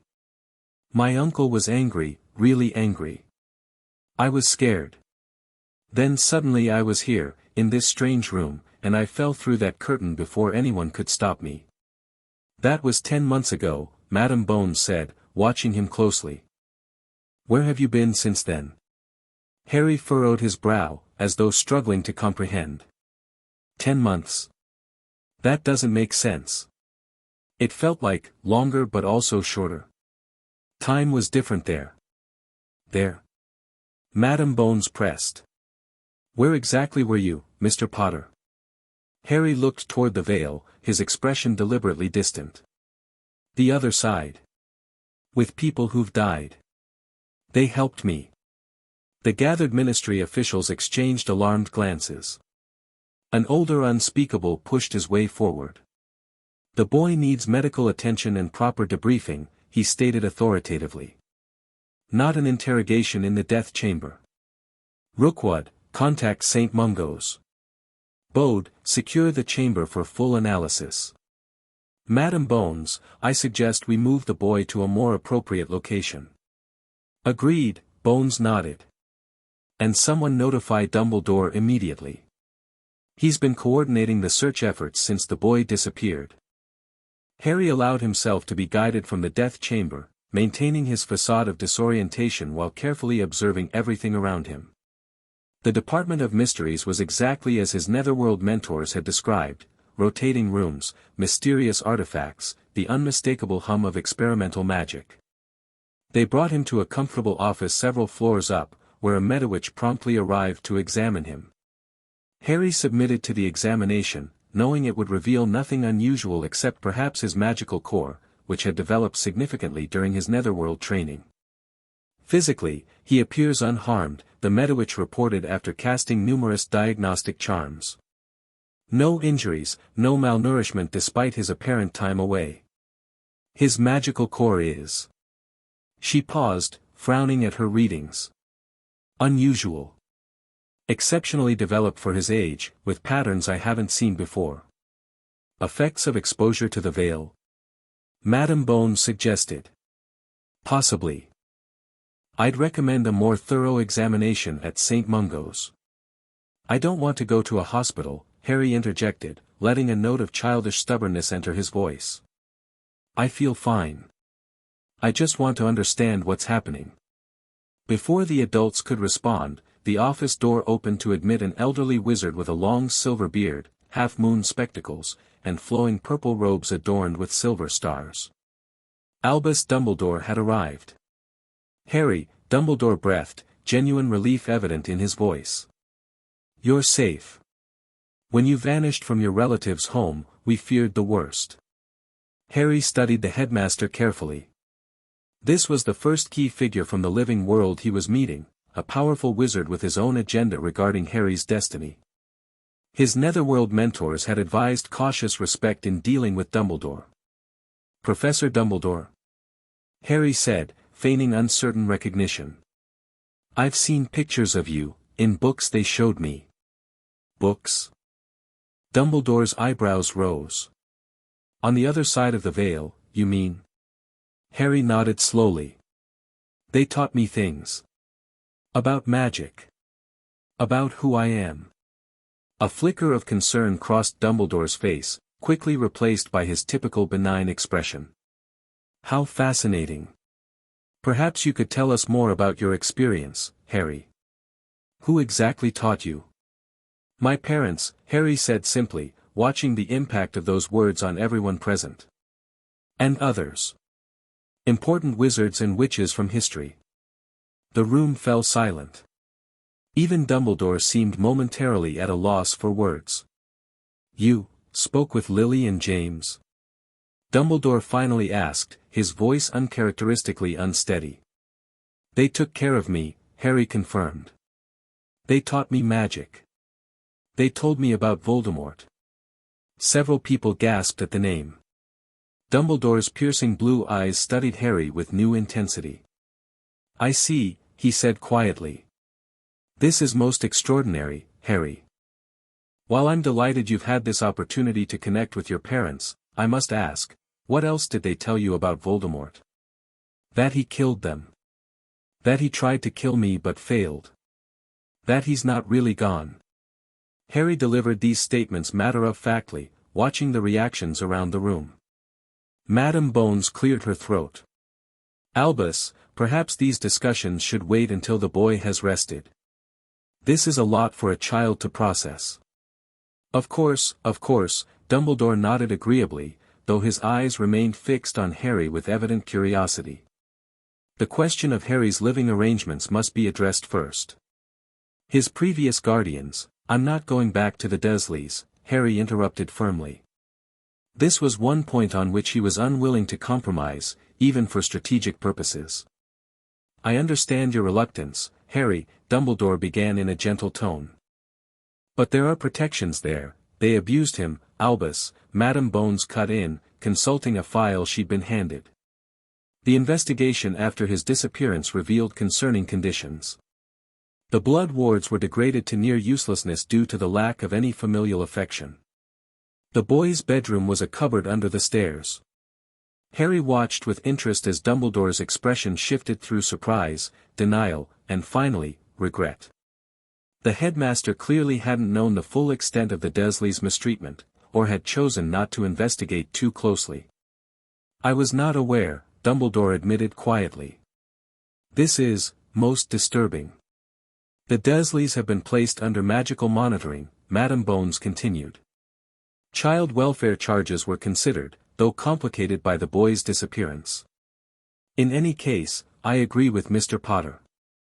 Returning him there is not an option. Then alternative arrangements must be made, Dumbledore sighed. Perhaps a wizarding family could, the Weasleys, Harry suggested, implementing another part of the plan developed with his Netherworld advisors. I've heard they're good people. Dumbledore's eyebrows rose again. You know of the Weasleys? My parents mentioned them, Harry said truthfully. They said they fought against Voldemort too, and that they have a son my age. Arthur and Molly would certainly be willing, Madame Bones noted. They've been among the most active volunteers in the search efforts. A temporary solution, perhaps, Dumbledore conceded. Until more permanent arrangements can be established. The Weasleys' home is modest but well warded. Then it's settled, Madame Bones declared. I'll contact Arthur and Molly immediately. In the meantime, Mr. Potter will remain under ministry protection. Harry suppressed a smile. The first phase of his reintegration plan was proceeding perfectly. The Weasleys had been identified by his parents as ideal allies, a light-sided family with connections to both Dumbledore and the ministry, yet independent enough to resist undue influence. Before that, Dumbledore said, I would like a brief private word with Harry, if I may. Madame Bones hesitated, then nodded. 5 minutes, Albus.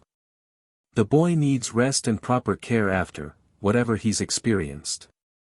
When the others had left, Dumbledore conjured a comfortable chair beside Harry and sat, regarding him thoughtfully. Harry, he began gently, I cannot imagine what you've experienced beyond the veil. It is, as far as I know, unprecedented for someone to return, let alone a child. It wasn't what people think, Harry offered. Death, I mean. It's more like, another place. Where people continue, just differently. And your parents? They are, well. They're happy to be together, Harry said. But sad they couldn't raise me themselves. They made sure I learned what I'd need to know. And what exactly did they feel you needed to know, Harry? Dumbledore asked, his tone conversational but his eyes sharp. Harry considered how much to reveal. According to his Netherworld advisors, limited honesty would serve better than outright deception with someone as perceptive as Dumbledore. That Voldemort will try to come back. That I'm connected to him somehow. That there's a prophecy about us. Harry paused, watching Dumbledore's expression carefully. And that I need to be ready. Dumbledore's face revealed nothing, but Harry sensed his surprise at the extent of Harry's knowledge. That is, quite a burden of knowledge for one so young, the headmaster finally said. I had good teachers, Harry replied simply. The best in history, actually. Indeed. Dumbledore studied him for a moment longer. Harry, I hope you will consider me a resource and ally in the challenges ahead. Whatever you learn beyond the veil, the living world has its own complexities. I know, Harry nodded. I'll need help. But I also need people to trust that I know more than a normal 8-year-old. Even if I don't always show it right away. A smile flickered across Dumbledore's face. Wisely put. I shall endeavor to remember that you have had unusual experiences. He stood, preparing to leave. Rest now. The Weasleys will be delighted to welcome you into their home, I'm certain. As Dumbledore reached the door, Harry called after him. Professor. There's something else you should know. Dumbledore turned back, one eyebrow raised inquiringly. Sirius Black is innocent. Peter Pettigrew was my parents' secret keeper. He's the one who betrayed them, then framed Sirius. The headmaster went very still. That is a most serious claim, Harry. How can you be certain? My parents told me. They saw everything from the other side. Harry met Dumbledore's gaze steadily. Pettigrew is still alive. He's an animagus, a rat. He's hiding with a wizarding family as a pet. For perhaps the first time in decades, Albus Dumbledore appeared genuinely stunned. I will look into this matter most urgently, Harry. If what you say is true. It is, Harry assured him. And Sirius is my godfather. My parents want him free. Dumbledore nodded slowly. I understand. Thank you for this information, Harry. It seems your return brings more revelations than anyone could have anticipated. After Dumbledore left, Harry leaned back in his chair, mentally reviewing the conversation. The headmaster had been surprised by Harry's knowledge but not alarmed, intrigued rather than suspicious. It was a promising start. Harry closed his eyes briefly, touching the silver thread that connected him to the Netherworld. It remained intact, though thinner than before. Through it, he sent a wordless message to his parents and mentors, first contact established. Proceeding as planned. Though he couldn't receive a clear response yet, the communication link required a proper ritual to fully establish, he felt a warm pulse of acknowledgement through the connection. The first steps had been taken. Harry Potter had returned to the living world, bearing knowledge and abilities beyond what anyone here could imagine. Now the real work would begin. The Weasleys arrived at the ministry within the hour, a flurry of red hair and anxious expressions that transformed into astonishment when they saw Harry. Merlin's beard, it really is him, Arthur Weasley breathed, staring at Harry as though he couldn't quite believe his eyes. Molly Weasley didn't speak at all. She simply swept forward and enveloped Harry in a crushing hug that reminded him, with a pang of longing, of his mother's embraces in the Netherworld. You poor dear, she murmured when she finally released him. What you must have been through. But you're safe now, and that's what matters. Harry found himself genuinely touched by the Weasleys' immediate and unconditional warmth. His parents had spoken highly of them, but experiencing their open-hearted welcome firsthand was something else entirely. Thank you for taking me in, he said sincerely. I know it's sudden. Nonsense, dear, Molly waved away his concern. We've got plenty of room, and our Ron is just about your age. You'll fit right in. The paperwork for Harry's temporary guardianship was processed with unusual speed, thanks to Madame Bones's direct intervention. By evening, Harry found himself traveling via Fleur network to the Weasleys' home, an experience his Netherworld training hadn't fully prepared him for. He tumbled out of the fireplace at the Burrow, coughing on soot and momentarily disoriented by the spinning sensation. Arthur steadied him with a gentle hand on his shoulder. First time using Fleur powder? Arthur asked kindly. It takes some getting used to. Harry nodded, taking in his surroundings with interest. The Burrow was exactly as his parents had described, a magical home in every sense, with enchanted objects everywhere he looked. A clock with multiple hands showing family members' locations. Self-washing dishes in the kitchen. Knitting needles moving of their own accord in a basket by the fireplace. It's brilliant, Harry said honestly, earning beaming smiles from both Weasley parents. It's home, Molly said simply. And now it's yours too, for as long as you need it. A thunder of footsteps announced the arrival of the Weasley children, who had evidently been waiting upstairs for their parents' return. First came the twins, identical redheads with mischievous expressions that reminded Harry of stories his father had told about his own school days. Blimey, It's really Harry Potter, one exclaimed. The boy who disappeared and returned, the other added. Fred, George, behave yourselves, Molly scolded. The poor boy's been through enough without your nonsense. Next came a tall, officious-looking boy who introduced himself as Percy, followed by a gangly, freckle-faced boy around Harry's age, Ron, who stared at him with undisguised curiosity. Is it true you fell through the veil of death? Ron blurted out, earning a sharp "Ronald" from his mother. It's okay, Harry assured Molly. Yes, I did. It was an accident. I did accidental magic when my uncle was angry with me. Somehow I appeared in the Department of Mysteries and fell through before anyone could stop me. Wicked, Ron breathed. What was it like? On the other side? Harry gave the simplified version he'd prepared for general consumption. Different. Time worked strangely. I met people who had died, including my parents. They taught me things. This created exactly the mix of awe and sympathetic interest he'd anticipated. The Weasleys clearly wanted to ask more questions but were restraining themselves out of consideration for what they assumed must have been a traumatic experience. You must be exhausted, dear, Molly declared, shifting to practical matters. You'll stay in Ron's room, there's a spare bed all made up. Tomorrow we'll sort out some proper clothes and other things you'll need. Thank you, Harry said, the genuine gratitude in his voice masking the strategic satisfaction he felt. The Weasleys were good people, just as his parents had said, and their home provided the perfect base for the next phase of his plan.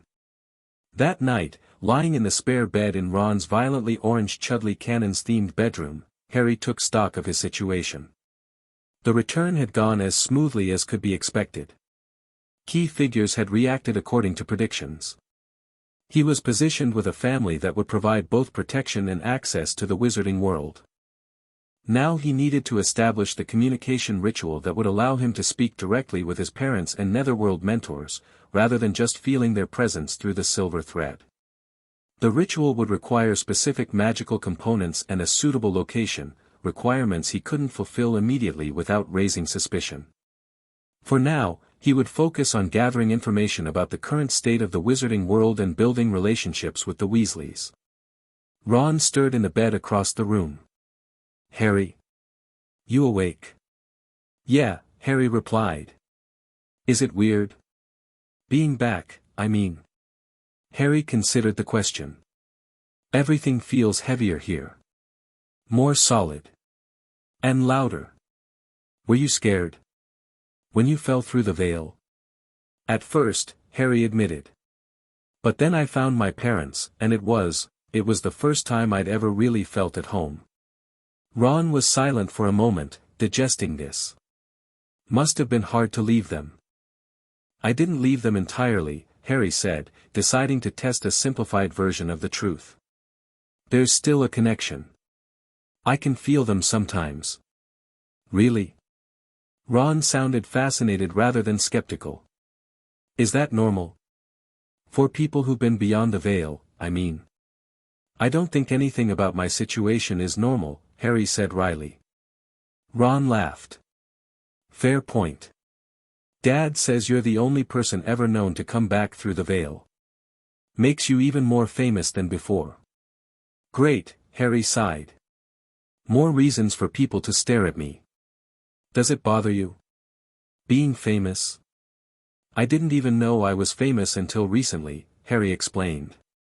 My Muggle relatives never told me anything about the wizarding world or my parents. I thought they died in a car crash. That's mental. Ron exclaimed.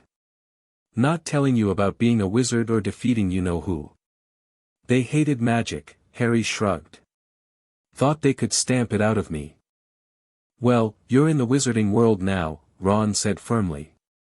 And at the Burrow, you're just Harry. Well, Harry who's lived beyond the veil and talked to dead people, but you know what I mean. Harry smiled in the darkness. Ron's straightforward acceptance was refreshing after the complex political dynamics of the Netherworld Council. Thanks, Ron, he said sincerely. That means a lot. They talked a while longer, Ron explaining Quidditch, Harry asking questions about wizarding life that he technically already knew the answers to but wanted Ron's perspective on. It was strange but pleasant to interact with someone his own physical age after years of learning from history's greatest magical minds. As Ron's breathing eventually settled into the rhythms of sleep, Harry returned to his planning.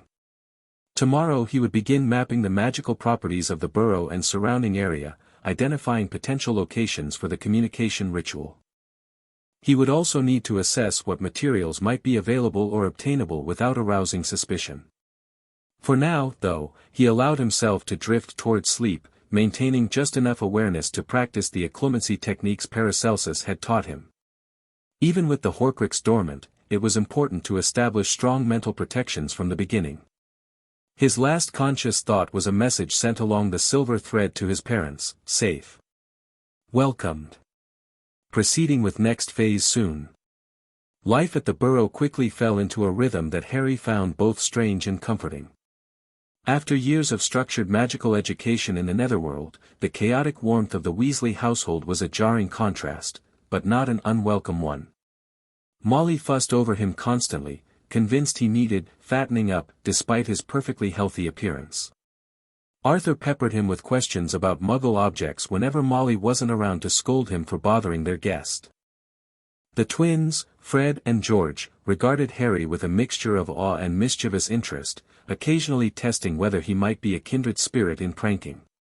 Percy largely kept to himself, though he made a point of explaining wizarding regulations to Harry at every opportunity, apparently believing this to be helpful.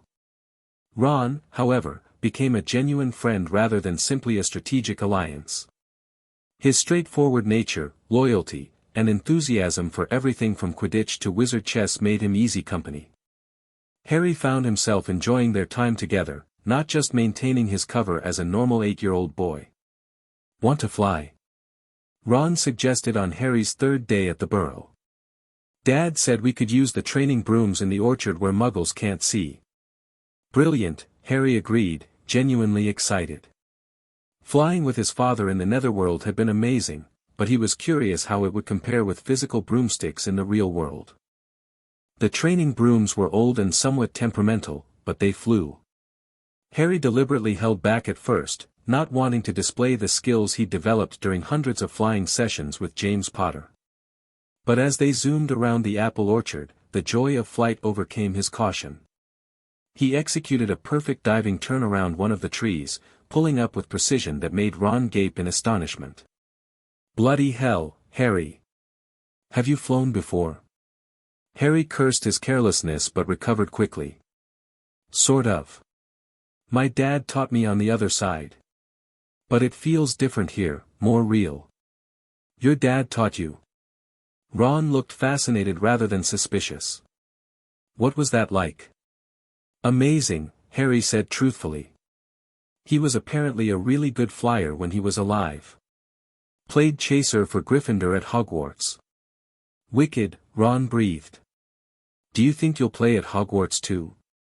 Maybe, Harry shrugged. If I'm any good on proper brooms, not just these training ones. Any good? Ron laughed. Harry, that turn you just did, Charlie couldn't do that until his 3rd year, and he was good enough to play professionally if he hadn't gone off chasing dragons instead. Harry filed away this information about Charlie Weasley for future reference, while making a mental note to be more careful about displaying his abilities. After flying, they wandered the property, giving Harry the perfect opportunity to survey the magical layout of the Burrow's grounds. He identified several promising locations for the communication ritual, particularly a small clearing in the woods behind the garden, where the magical energies converged in patterns similar to what Merlin had described as ideal for cross-realm working. Over the following days, Harry collected the necessary components bit by bit. Silver dust from the inside of a broken clock Arthur had in his shed. Crushed moonstone from a damaged necklace Molly kept in her jewelry box, which Harry offered to clean for her. Essence of wormwood from the Weasleys' potion supplies, taken in small enough quantities that its absence wouldn't be noticed. The trickiest component was something that had existed in both realms, an object that had accompanied Harry through the veil. The only possibilities were the clothes he'd been wearing, now washed and stored away by Molly. One night, Harry snuck down to the laundry area and retrieved a single thread from the shirt he'd worn that day, carefully storing it with his other ritual components in a small pouch he kept hidden in Ron's room. 2 weeks after his arrival at the Burrow, Harry had everything he needed. He just needed an opportunity to perform the ritual without interruption, at least an hour alone at the convergence point he'd identified.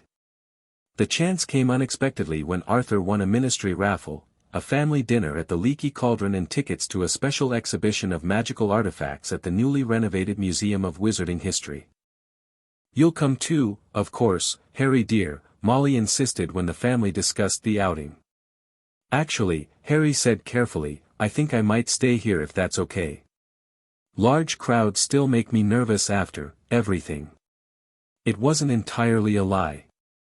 The sensory overload of the physical world continued to be challenging at times after years in the more ethereal Netherworld. Molly's face immediately softened with understanding. "Of course, dear. If you're sure you'll be all right on your own for a few hours." "I'll be fine," Harry assured her. "I could use some quiet time to read." He'd been making a show of studying wizarding history books borrowed from Percy, establishing a reputation as studious and eager to learn about the magical world he'd been denied knowledge of. "Well, if you're certain," Molly agreed reluctantly. "We won't be later than 9, and the protective wards will keep you perfectly safe." "I know," Harry nodded. "I can feel them." This was true. His Netherworld training in magical detection made the Burrow's protective enchantments clearly perceptible to him, like a warm blanket draped over the property. The evening of the Weasleys' outing arrived, and Harry waved goodbye from the front door, waiting until they had all disappeared through the floor before springing into action. First, he checked the house thoroughly to ensure no one had stayed behind or would be returning unexpectedly. Satisfied he was alone, he gathered his ritual components and headed for the clearing in the woods. The convergence point was even more suitable than he'd initially assessed. The magical energies hummed at exactly the frequency Merlin had described as optimal for cross-realm communication. Harry set to work preparing the ritual space, drawing sigils in the dirt with precise movements he'd practiced countless times in the Netherworld. The basic framework was derived from ancient Egyptian communication rituals, modified with elements of Celtic harmonics and arithmetic stabilizers developed by Bridget Wenlock. At each cardinal point, Harry placed one of his gathered components: silver dust to the north, crushed moonstone to the east, essence of wormwood to the south, and the thread from his shirt to the west. Taking a deep breath, Harry sat cross-legged in the center of the arrangement and began the incantation, a complex sequence of sounds that weren't quite words in any human language but rather pure magical intent given voice. As he chanted, the components at the cardinal points began to glow, each with a different colored light. The thread, his anchor between worlds, shone brightest of all, a brilliant white that seemed to pulse in time with the silver thread connecting him to the Netherworld. Harry focused on that connection, feeling it strengthen with each repetition of the incantation. The silver thread, which had been thin and tenuous since his return, began to thicken and stabilize. The clearing around him seemed to fade slightly, the physical world becoming less substantial as the boundary between realms thinned. Finally, Harry spoke the culminating phrase of the ritual, a declaration of intent that defined the nature of the connection he sought to establish: "Between life and death, I stand. Between worlds, I bridge. By rite of passage twice made, I claim the voice beyond the veil." The components at the cardinal points flared blindingly bright, then vanished in puffs of iridescent smoke that spiraled toward Harry, sinking into his skin with a tingling sensation that spread throughout his body. For a moment, nothing seemed to happen. Then Harry heard them, faint at first, but growing clearer with each passing second. "Harry? Can you hear us?" His mother's voice. The connection stabilizing. "Well done, son." His father. Remarkable execution of the ritual framework. Merlin's familiar scholarly tone. Harry laughed aloud with joy and relief. "I can hear you. All of you. We've been monitoring your progress," Lily explained, her voice now as clear as if she were sitting beside him. Everything's gone according to plan so far. Better than expected, really, James added. Dumbledore seems genuinely open to your input about Sirius. We weren't sure he'd be that receptive. The headmaster is pragmatic above all, came Ravenclaw's precise tones. Evidence of knowledge he cannot explain intrigues rather than threatens him. Harry nodded, even though they couldn't see him. He's been respectful but distant. Visits every few days to check on me, asks careful questions about what I learned beyond the veil. I've been selective with information, like we planned. Good, Merlin approved. Too much revelation too quickly would prompt unnecessary scrutiny. How are the Weasleys treating you? Lily asked, maternal concern evident in her voice. Wonderfully, Harry assured her. They're exactly as you described, kind, welcoming, fiercely protective. Ron's become a real friend. And the ritual components? Slytherin's voice now, characteristically focused on practical matters. Any difficulties in acquisition? None, Harry confirmed. I collected everything without arousing suspicion. The Weasleys' property actually has stronger magical convergences than we anticipated, which helps stabilize the ritual. Excellent, Merlin said. Now listen carefully, Harry. This initial connection is strong but temporary. To make it permanent, you'll need to perform a second ritual at the next full moon, using components we'll describe. Harry listened attentively as Merlin detailed the requirements for the permanent connection ritual. Some ingredients would be more challenging to obtain, but nothing impossible. Until then, Lily added, you can reactivate this temporary connection using a simplified version of today's ritual. Just the incantation and a focus object, perhaps a stone from the clearing, something you can carry discreetly. I understand, Harry nodded. What about the Horcrux situation? Have you learned anything new about removing it safely? A brief silence followed, which Harry had learned usually indicated his mentors discussing something among themselves. We've made progress, Merlin finally said. Flammel and Paracelsus have developed a theoretical approach that might work, combining alchemical principles with soul magic stabilization techniques. The challenge remains implementation in the physical world, Flammel's voice explained. The procedure requires specific conditions and magical tools not easily obtained by an 8-year-old wizard, even one with your unique capabilities. So I need to wait? Harry asked, trying to mask his disappointment. For the actual removal, yes, Lily confirmed gently. But there's preparatory work you can begin now, mental exercises to further isolate the soul fragment, certain potions to gradually weaken its attachment without alerting it to your intentions. We'll guide you through each step, James promised. Just as we've planned for everything else. They spoke for nearly an hour, covering various aspects of Harry's situation and plans for the coming months. His mentors provided advice on managing his displayed abilities, suggested topics to research in the Weasleys' collection of magical books, and outlined exercises to maintain and develop his magical skills without revealing the full extent of his Netherworld training. The time grows short, Merlin eventually warned. The ritual's energy is fading, and you must complete the closing sequence before the Weasleys return. I understand, Harry said, reluctant to end this first real contact with his parents and mentors since his return. I'll establish the permanent connection at the full moon. We're so proud of you, Harry, Lily said, her voice warm with emotion. You've handled everything beautifully so far. Stay safe, son, James added. And remember, we're with you, even when you can't hear us directly. I love you both, Harry said, his throat tight with emotion. And thank you, all of you, for everything you've taught me. With those parting words, Harry performed the closing sequence of the ritual, carefully restoring the boundary between realms to its proper thickness. The voices faded, but the silver thread remained stronger than before, a constant reminder of his connection to the Netherworld. Harry collected a smooth stone from the clearing as his mother had suggested, infusing it with a trace of the ritual energy to serve as a focus for future communications. Then he carefully erased all evidence of the ritual and made his way back to the Burrow, arriving with plenty of time to spare before the Weasleys' return. When they came home, full of stories about the exhibition and bearing a chocolate frog for Harry, "It's got Dumbledore's card, Ron insisted you'd want it," no one had the slightest suspicion that while they were out, Harry had established a direct communication channel with the dead. Lying in bed that night, the ritual stone clutched in his hand, Harry felt a profound sense of accomplishment.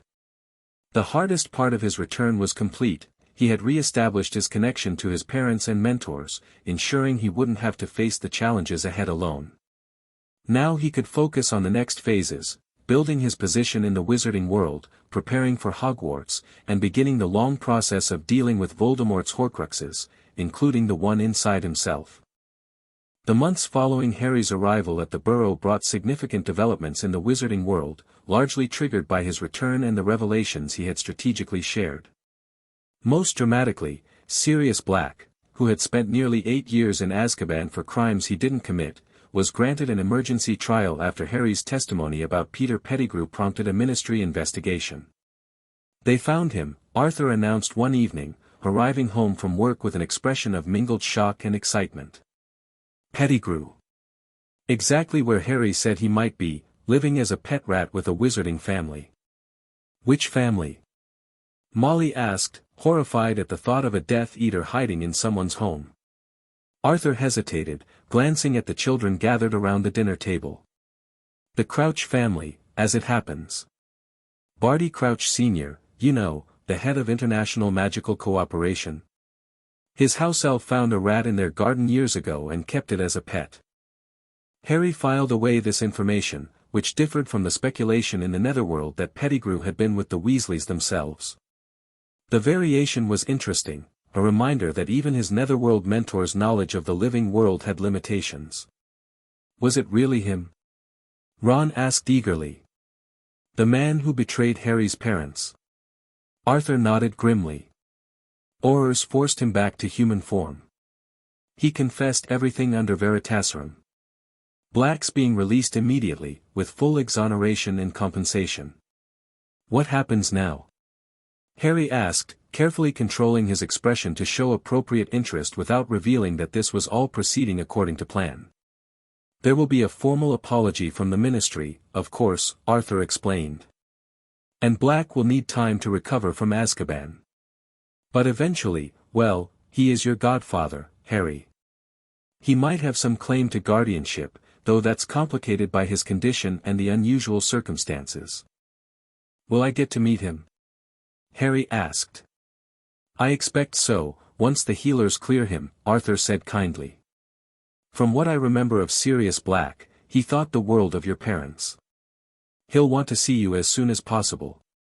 The news dominated the Daily Prophet for weeks. Sirius Black innocent screamed the headlines, followed by Pettigrew alive, confesses all and ministry in turmoil over justice scandal. Harry read each article carefully, assessing the political fallout and identifying potential allies and obstacles. Minister for Magic Millicent Bagnold was facing severe criticism for the handling of Black's case. Barty Crouch Sr., once a front-runner to succeed her, saw his reputation devastated by both his role in sending Black to Azkaban without trial and the embarrassment of harboring Pettigrew in his own home, albeit unknowingly. Fudge is positioning himself to take over when Bagnold steps down, Percy informed them pompously over breakfast one morning, reading from the political section of the Prophet. "Father says he's been meeting with all the department heads, making promises." Cornelius Fudge. Arthur shook his head.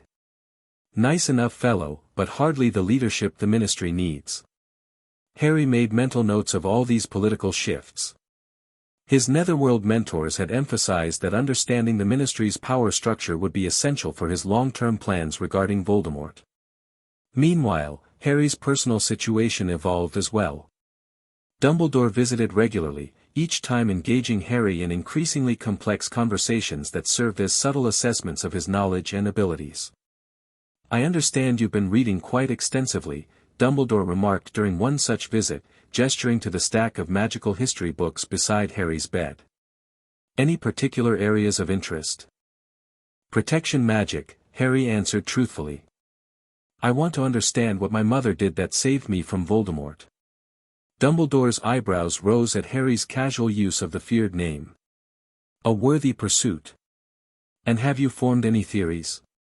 Sacrificial protection is ancient magic, Harry said, carefully revealing knowledge that could plausibly come from books rather than Netherworld mentors. It predates wand-based spells. When she refused to step aside, when she offered herself instead of me, she created a protection bound to my blood and her love.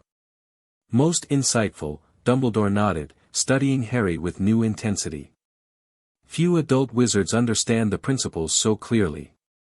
I had good teachers beyond the veil, Harry said simply. And the Weasleys have let me read whatever I want from their books. Another significant development came 3 months after Harry's return, when Gringotts representatives arrived at the Burrow requesting a meeting. Mr. Potter, the goblin identified as Griphook began formally, your reappearance in the wizarding world has activated certain inheritance protocols.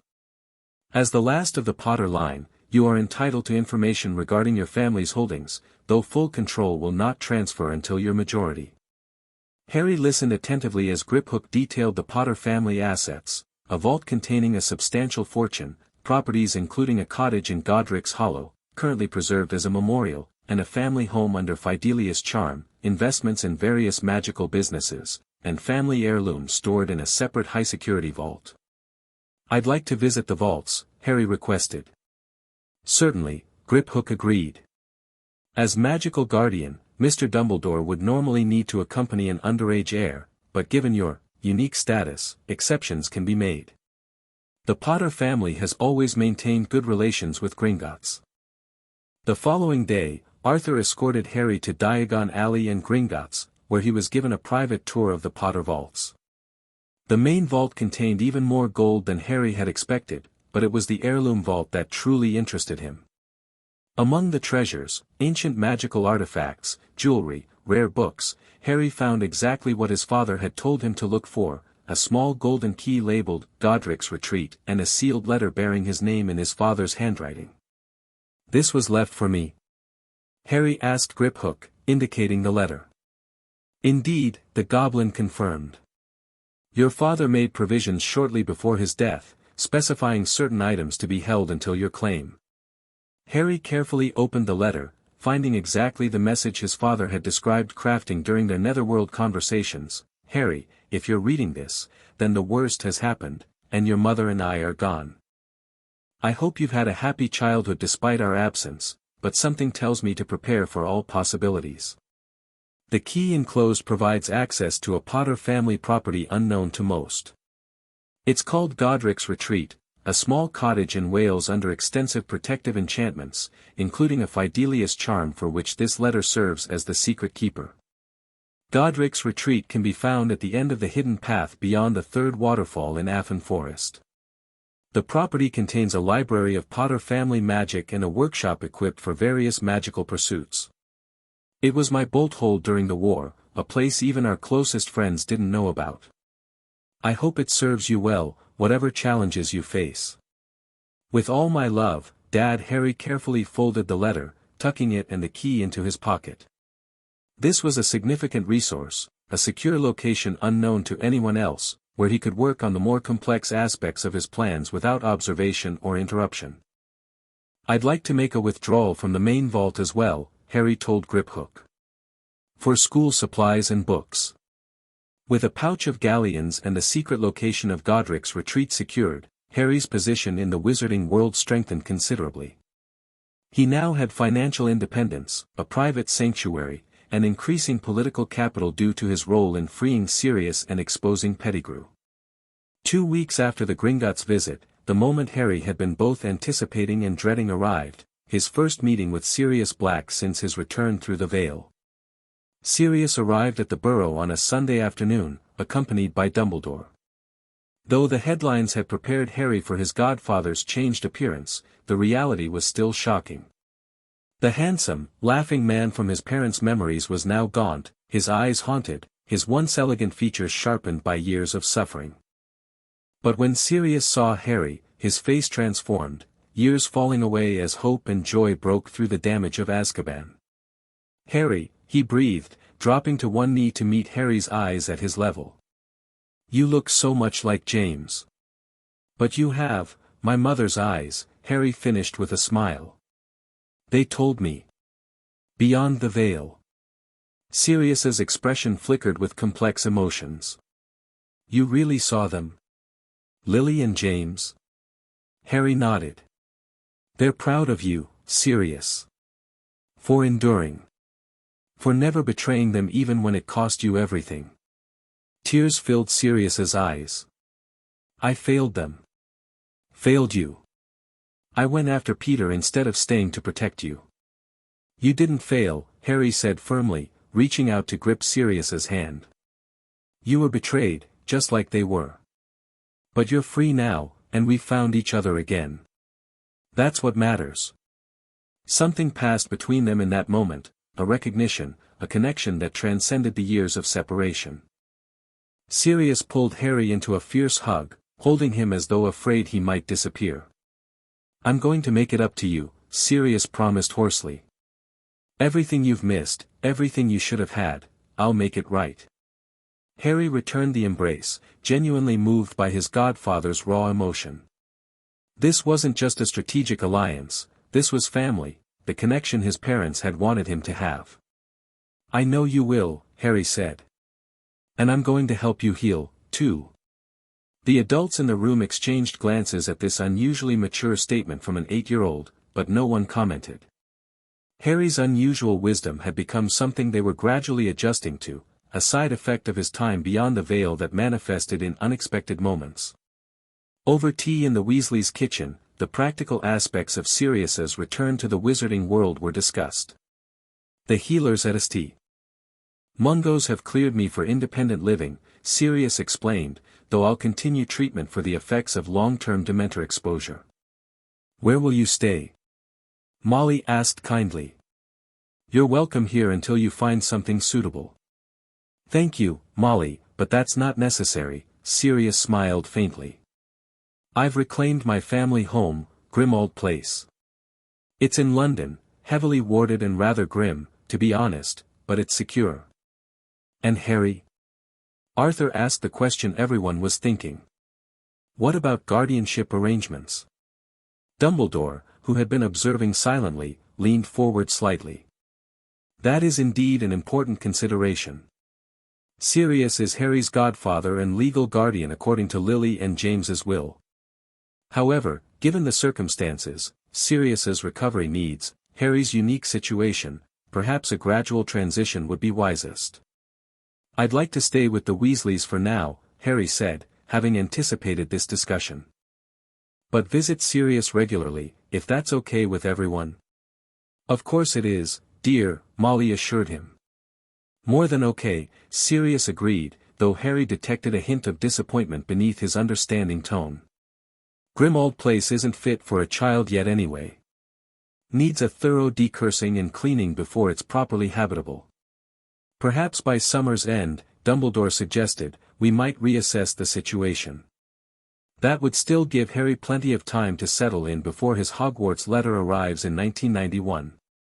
The arrangement agreed upon, conversation shifted to lighter topics, Sirius sharing carefully selected stories about Harry's parents at Hogwarts, the Weasley twins hanging on every word of the former Marauder's exploits. Later, when the others were distracted, Sirius pulled Harry aside for a more private conversation. There's something I need to ask you, he said quietly. Something I've wondered since I heard about your experience beyond the veil. What is it? Harry asked, though he had a good idea what was coming. Regulus, Sirius said, confirming Harry's suspicion. My brother. Did you see him there? Harry nodded slowly. Yes. He wanted me to tell you something if I ever got the chance to return. Sirius's breath caught. What did he say? That he was sorry. That he tried to make things right at the end. Harry paused, then added the crucial information his Netherworld mentors had prepared him to share. He found one of Voldemort's secrets, a locket. He stole it and ordered his house elf to destroy it, but he doesn't know if it worked. Sirius stared at him, shock evident in his gaunt features. A locket? What kind of locket? A Horcrux, Harry said simply, watching recognition and horror dawn in Sirius's eyes. A piece of Voldemort's soul, hidden to keep him bound to life even if his body was destroyed. How would Regulus know about such dark magic? Sirius whispered. And how would you know what a Horcrux is? The dead know many things, Harry said. And they taught me what I need to know to finish what your brother started. For a long moment, Sirius studied Harry's face, searching for something beyond the physical resemblance to James and Lily. You're not just an ordinary boy who had an extraordinary experience, are you? He finally asked. There's more to your time beyond the veil than you've told anyone. Harry met his godfather's gaze steadily. Yes. Much more. But I can only share it with people I trust completely, people who will help me instead of trying to control me or protect me from my own destiny. You can trust me, Sirius said fiercely. Whatever it is, whatever you need, I'm with you, Harry. Always. I know, Harry smiled. That's why I told you about the Horcrux. We'll need to find it, and the others, if we're ever going to truly defeat Voldemort. Others? Sirius looked alarmed. How many are there? 6 made deliberately, Harry said grimly. Plus 1 accidental piece. He touched his scar briefly, watching comprehension dawn on Sirius's face. Merlin's beard, Sirius breathed. You're carrying, yes, Harry confirmed. But I've learned ways to contain it, to prevent it from influencing me. And eventually, to remove it without dying myself. Sirius ran a hand through his still ragged hair, processing this extraordinary information. This is beyond anything I imagined. Does Dumbledore know? He suspects some of it, Harry said carefully. But not the details. Not yet. He has his own plans, his own way of handling things. I need to establish myself more securely before sharing everything with him. And you're sharing it with me because you loved my parents enough to endure 8 years in Azkaban rather than betray their memory, Harry said simply. Because they trust you with my life. And because we need allies who aren't under Dumbledore's influence for what comes next. Sirius squared his shoulders, a spark of his old determination breaking through the damage of Azkaban. Tell me what you need. Whatever it is, I'll help you. First, Harry said, we need to check whether Regulus's house elf actually destroyed the locket Horcrux. Can you summon him? Creature. Sirius looked surprised. I suppose so, though he always hated me. But he'd have to obey, now that I'm head of the Black family again. Try, Harry encouraged.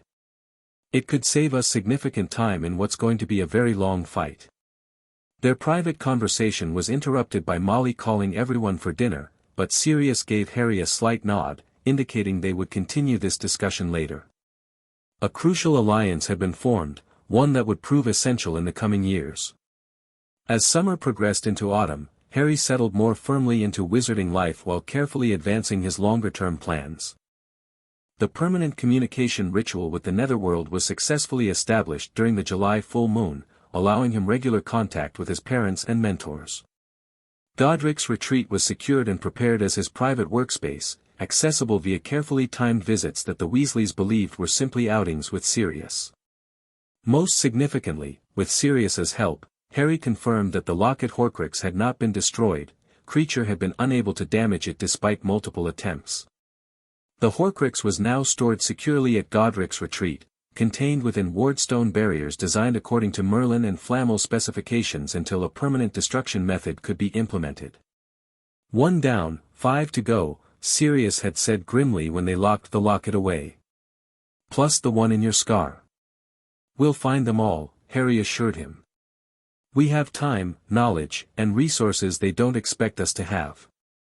By Harry's 9th birthday, celebrated with both the Weasleys and Sirius, his position in the wizarding world was firmly established. He was no longer just the boy who lived or the boy who returned, but Harry, friend to the Weasleys, godson to the wrongfully imprisoned Sirius Black, and an increasingly respected voice despite his youth. His Netherworld education continued through the communication link, with regular lessons and guidance from his mentors. His magical abilities developed steadily, though he was careful to display only age-appropriate skills to most observers. Only Sirius witnessed the full extent of Harry's capabilities during their private sessions at Godric's retreat. "You're going to shock everyone at Hogwarts," Sirius commented after watching Harry perform wandless transfiguration that would challenge most adult wizards. "Minerva might faint when she sees you turn a match into a needle on your first try." "I'll hold back in public," Harry assured him. "The plan is to reveal my abilities gradually, to avoid too much scrutiny too quickly." "Very Slytherin of you," Sirius observed with a raised eyebrow. Harry shrugged. "The founders all taught me. Slytherin had valuable perspectives, just like Gryffindor, Ravenclaw, and Hufflepuff." This balanced view of magical traditions was one of many ways Harry's Netherworld education had given him perspectives uncommon in the modern wizarding world, where house rivalries and prejudices often limited magical development. As his 10th birthday approached, bringing him within a year of his Hogwarts letter, Harry's focus shifted to more concrete preparations for school. While continuing the Horcrux hunt with Sirius, they had identified the probable locations of at least 2 others. He also spent more time with Ron and the younger Weasleys, building the social skills and peer relationships his Netherworld education hadn't provided. "Chess again?" Ron suggested one rainy afternoon, setting up the board with eager anticipation. He'd been delighted to discover that despite Harry's unusual knowledge in many areas, wizard chess was something Ron consistently bested him at. "Sure," Harry agreed, enjoying the normalcy of these moments. With Ron, he could simply be a boy rather than the walker between worlds or the prophesied vanquisher of Voldemort. As they played, Harry mentally reviewed his situation. In less than 2 years, he'd returned from the Netherworld, established himself in wizarding society, secured critical allies, begun the Horcrux hunt, maintained his connection to his Netherworld mentors, and prepared the groundwork for his eventual confrontation with Voldemort. Most importantly, he'd found a balance between his extraordinary responsibilities and the simple joys of childhood, flying with Ron, laughing at the twins' pranks, enjoying Molly's cooking, listening to Sirius's stories about his parents. "Checkmate," Ron announced triumphantly, breaking into Harry's thoughts. "That's 3 in a row. You're getting worse, not better." Harry laughed, not bothering to explain that his distraction was strategic rather than accidental. Ron's chess victories were good for both of them, giving Ron confidence in his own abilities while allowing Harry to maintain the appearance of normal childhood development. "I'll get you next time," Harry promised, resetting the pieces. As the chess pieces marched back to their starting positions, grumbling about human incompetence, Harry felt a surge of gratitude for the strange journey that had brought him to this moment. Falling through the veil had seemed like tragedy but had become the greatest gift imaginable: connection with his parents, education from history's greatest magical minds, and a unique position from which to face his destiny.